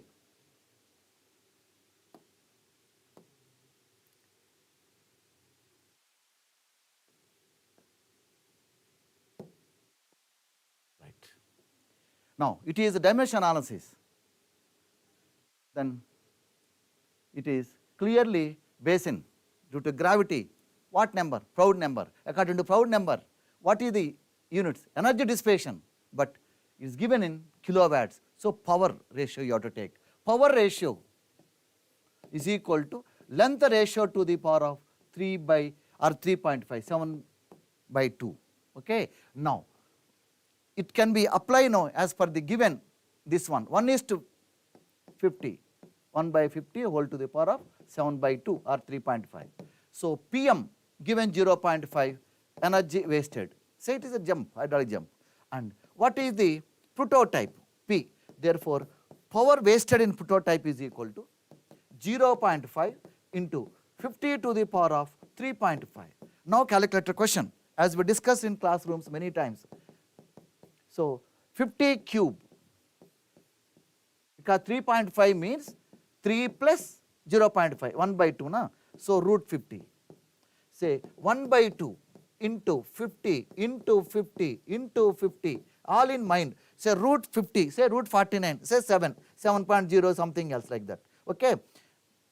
50 3 ఐదులు కదా, అంటే 5 5 25 25 ఐదులు 125 125లో సగం 62.5 62 into 7 అంటే 60 into 7 420 ఏదో some 400 ఉంది కదా, అదే ఆన్సర్. తెలిసిపోతుంది మనకి, ఇంకేం లేదు కదా, ఇది క్యాలిక్యులేటర్ లేకుండా. Next manometer shown in the figure. Same question మనం చేసాం క్లాస్ రూమ్లో. చేసి అందరూ ఏమనేవాళ్ళంటే same pressure oil is equal pressure water అన్నారు. నేను కాదు కదా, మనం చేసి చూపించాం కాదు. అప్పుడు pressure at oil plus rho g h is equal pressure at water plus rho g h. అప్పుడు ఏమొచ్చింది మనకి, pressure of the oil is more than pressure of the water అని వచ్చింది. Pressure of the oil more than pressure of the water. అలానే density of the oil less than density of the water. So here తెలుసు కదా ratio, density రెండు ratio అయితే specific gravity of oil 1 ఇక్కడ అటు పక్క ఇచ్చాడు కదా 1 అని. Specific gravity of the water ఇటు పక్క. సో క్లియర్ కట్గా ఆన్సర్ ఏ. చూడండి ఆల్మోస్ట్ ఇచ్చిన 15 క్వశ్చన్స్లో మీరే డిసైడ్ చేసుకోండి ఎన్ని మనం ఆల్మోస్ట్ సిమిలర్ క్వశ్చన్ చేసాం. సేమ్ క్వశ్చన్ ఇది మన క్లాస్ నోట్స్లో ఉంది ఇది. నెక్స్ట్ 2 డైమెన్షనల్ వాటర్ జెట్, ఇది కూడా మన మెటీరియల్. ఇవి ఇచ్చిన క్వశ్చన్స్ 15 క్వశ్చన్స్ మీరు చూస్తే ఇక్కడే ఉన్నాయి మన బుక్లోనే. సంఖ్యలో పిల్లని పెట్టుకుని దేశం అంతా తిరిగినట్టు ఉంది. ఇది వాస్తవం, రైట్. సో మనం చెప్పినప్పుడు ఇది మీకు నేను పురుగాడు చేయించాను. అప్పుడు కొంతమంది కొన్ని బ్యాచ్లకి టైం లేదు కదా మనకి అని ఒక మొండిగా ఒక ఫార్ములా రాగా రాయించేవాడిని. ఏస్ బుక్లో కూడా ఉంది ఇది derivation. Q is equal to Q1 plus Q2. Derivation చేస్తే మనకి Q1 by Q2 is equal to ఇది angle theta 1 plus cos theta divided by 1 minus cos theta. మనం అప్పుడు ఏమి ఇచ్చాడు, థీటా ఇచ్చాడు 45 degrees అని. అది చేస్తూ పోతే 1 ప్లస్ 1 బై రూట్ 2 చేస్తూ పోతే మనకి ఏదో సంథింగ్ 5.6 అంత వచ్చింది. ఇప్పుడు ఏం చేశాడు, దీన్ని తిప్పి రేషియో ఇచ్చాడు. ఇక్కడ రేషియో ఇచ్చి యాంగిల్ కట్టమన్నాడు. మనం రివర్స్ ఆలోచిద్దాం. మనకి 60 degrees పెట్టాం, కాస్ 60 అంటే సైన్ 30, 0.5 కదా, 1 ప్లస్ 0.5 అంటే 1.5. రఫ్గా చెప్తాం థీటా 60 అయితే. అండ్ ఇది 1 మైనస్ 0.5 అంటే 0.5 అంటే 1.5 ఇది కదా. సో ఈజ్ ఈక్వల్ టు మనకి 3 వచ్చింది కదా, అట్లా అయిపోయింది. సో సమయస్ఫూర్తిగా ఉండాలి, విత్ ఇన్ 1 minute చేయగలగాలి, టైం సేవ్ చేసుకోవాలి, వేరే సబ్జెక్టు చేయగలగాలి. ఇదే మన ఎగ్జాంపుల్. ఏది చేయకుండా ఉన్నాం. Fluid jet crosses. ఓకే, మనకు జెట్ వెళ్తుంది, ఇది జెట్టు, ఒక ప్లేట్ మూవ్ అవుతుంది. APPSCగా రిపీట్ అయింది ఈ క్వశ్చన్.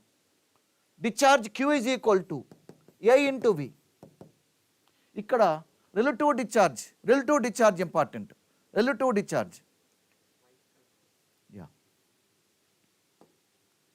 రిలేటివ్ డిశ్చార్జ్ ఎందుకంటే ఇది కదులుతుంది, moving. This is moving control volume కాబట్టి R వస్తుంది. ఏరియా ఆఫ్ జెట్ అలాగే ఉంచుదాం కదా. ఇది ప్లస్ రిలేటివ్ వెలాసిటీ అంటే V మైనస్ U. అడిగింది ఏంటి, మాస్ ఫ్లో రేటు. యాజ్ యూజువల్గా తెలుసు continuity equation, rho into A into V minus U.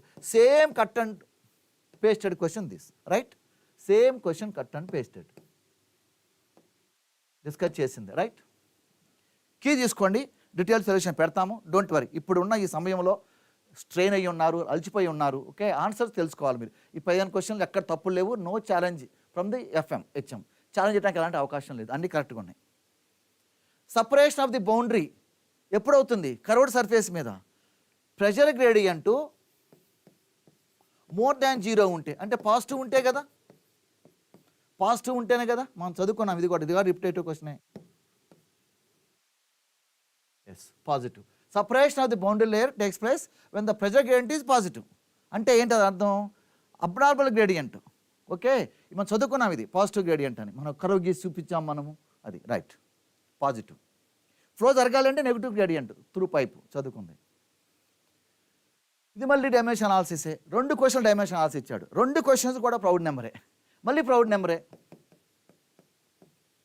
ప్రౌడ్స్ మోడల్లా. Right, ఇప్పుడు ఏం తీసుకుంటున్నాడు ఇక్కడ కీ ఫ్యాక్టరు ఫ్లో రేటు అంటే discharge. Right, so discharge Q is equal to AV. Froude law ప్రకారంగా మనకేం తెలుసు, V/√2 GH అనుకోండి, GL అనుకోండి. అంటే velocity ratio is equal to square root of length ratio కదా, అది తెలుసు మనకి. ఏరియా అంటే ఏంటి, QR తీసుకుంటున్నాం, రేషియోస్. ఏరియా అంటే మీటర్ స్క్వేర్ అంటే LR స్క్వేర్. ఇక్కడ ఏమొచ్చింది VR మనకి రూట్ LR.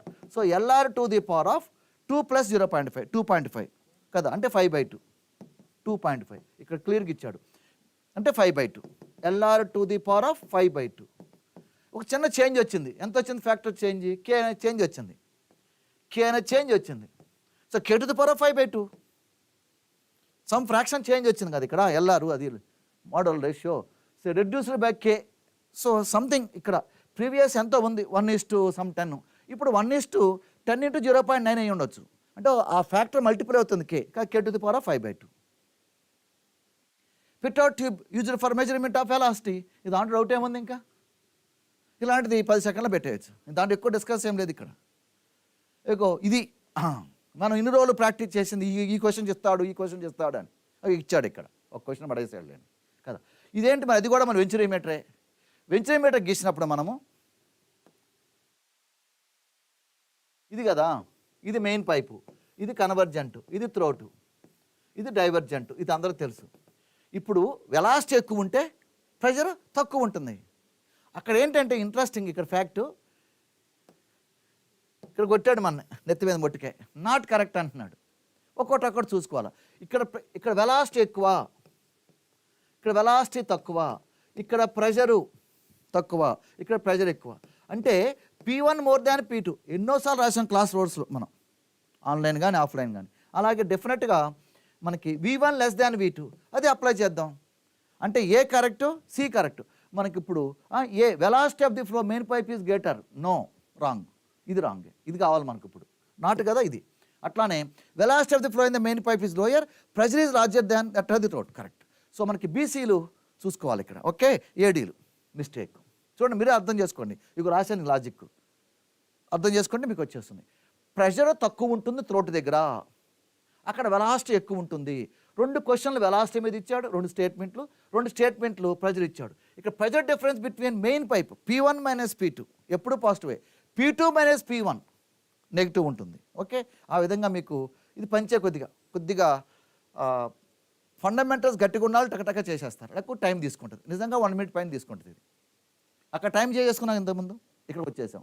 ఈ మనకు తెలుసు HGL TL ఎప్పుడు HGL పైన ఉంటుంది, ఈ మధ్య గ్యాప్ ఎంత V²/2G, తెలిసిన క్వశ్చనే కానీ చూస్తే భయపడతారు. So it lies at distance above the liquid surface. So 2 రిజర్వాయర్లు ఉన్నాయి, వాటి మధ్య పైప్ కనెక్షన్ చేశాడు, పైప్లో మాట్లాడుతున్నాడు, రిజర్వాయర్లో మాట్లాడుతున్నా, రిజర్వాయర్ మాట్లాడితే ఇది కరెక్ట్ అయ్యి ఉండేది.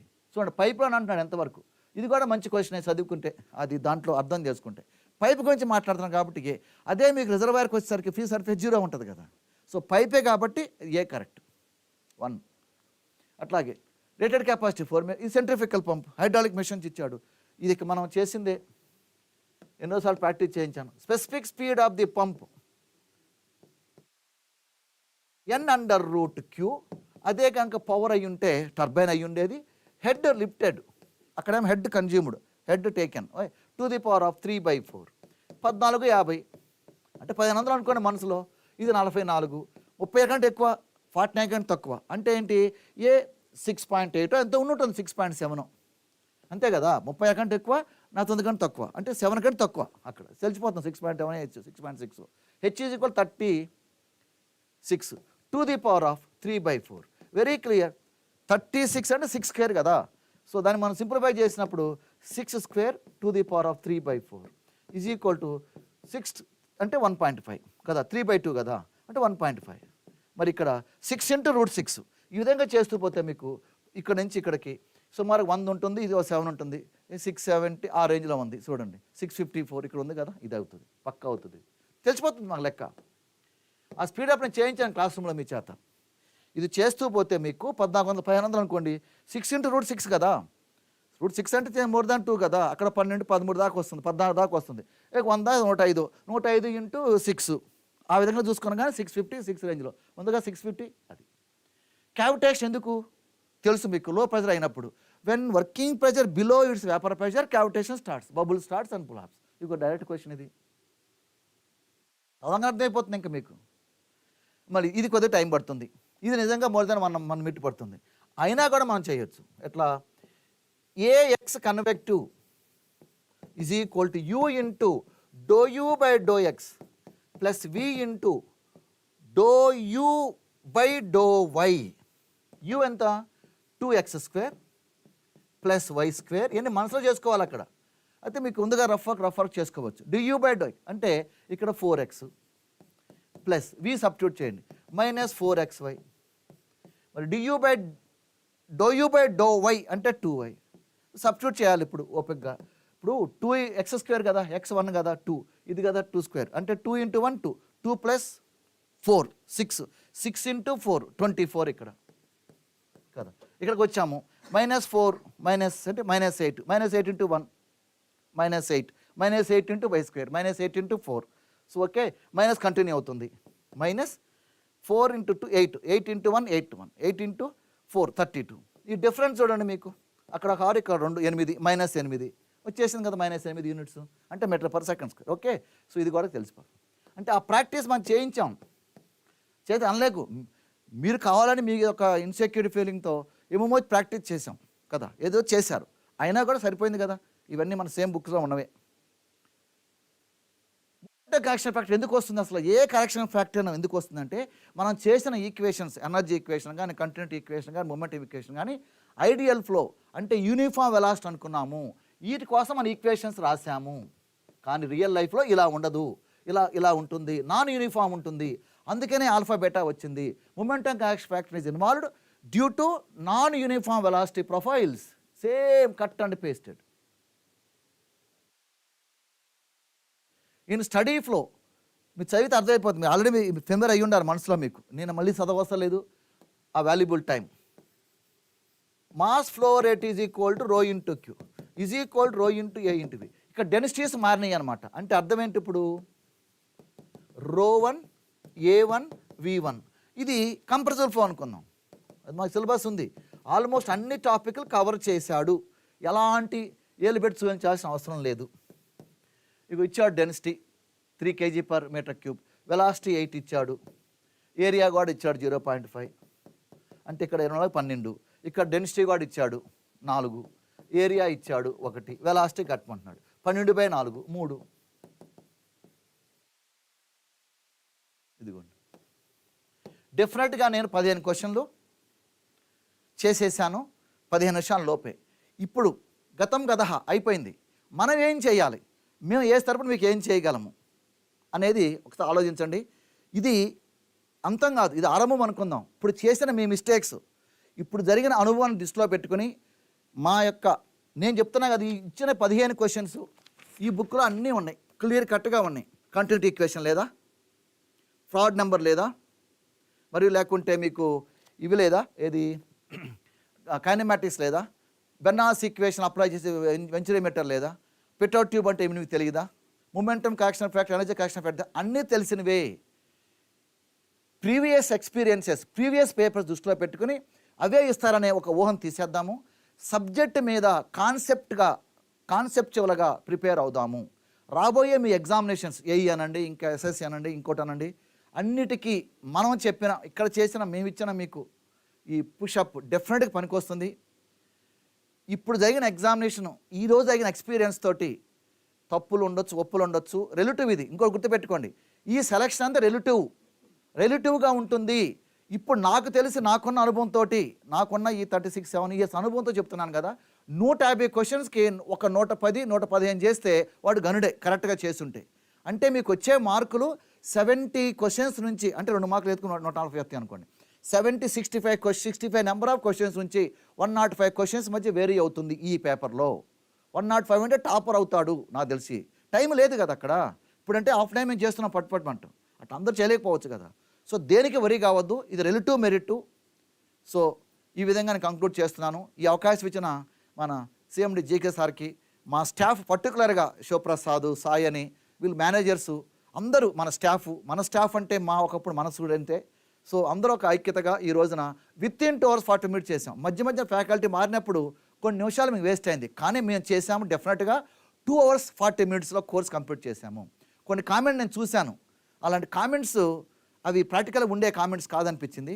సో ఇప్పటికైనా మనం ఇదొక కనువిప్పు అనుకుని ఇంకా మంచిగా చేద్దాము. ఈ ప్రాసెస్ కంటిన్యూ అవుతుంది. మీరు మంచిగా జీవితంలో స్థిరపడాలని కోరుకుంటూ థ్యాంక్స్ ఎవ్రీబడి. Good night.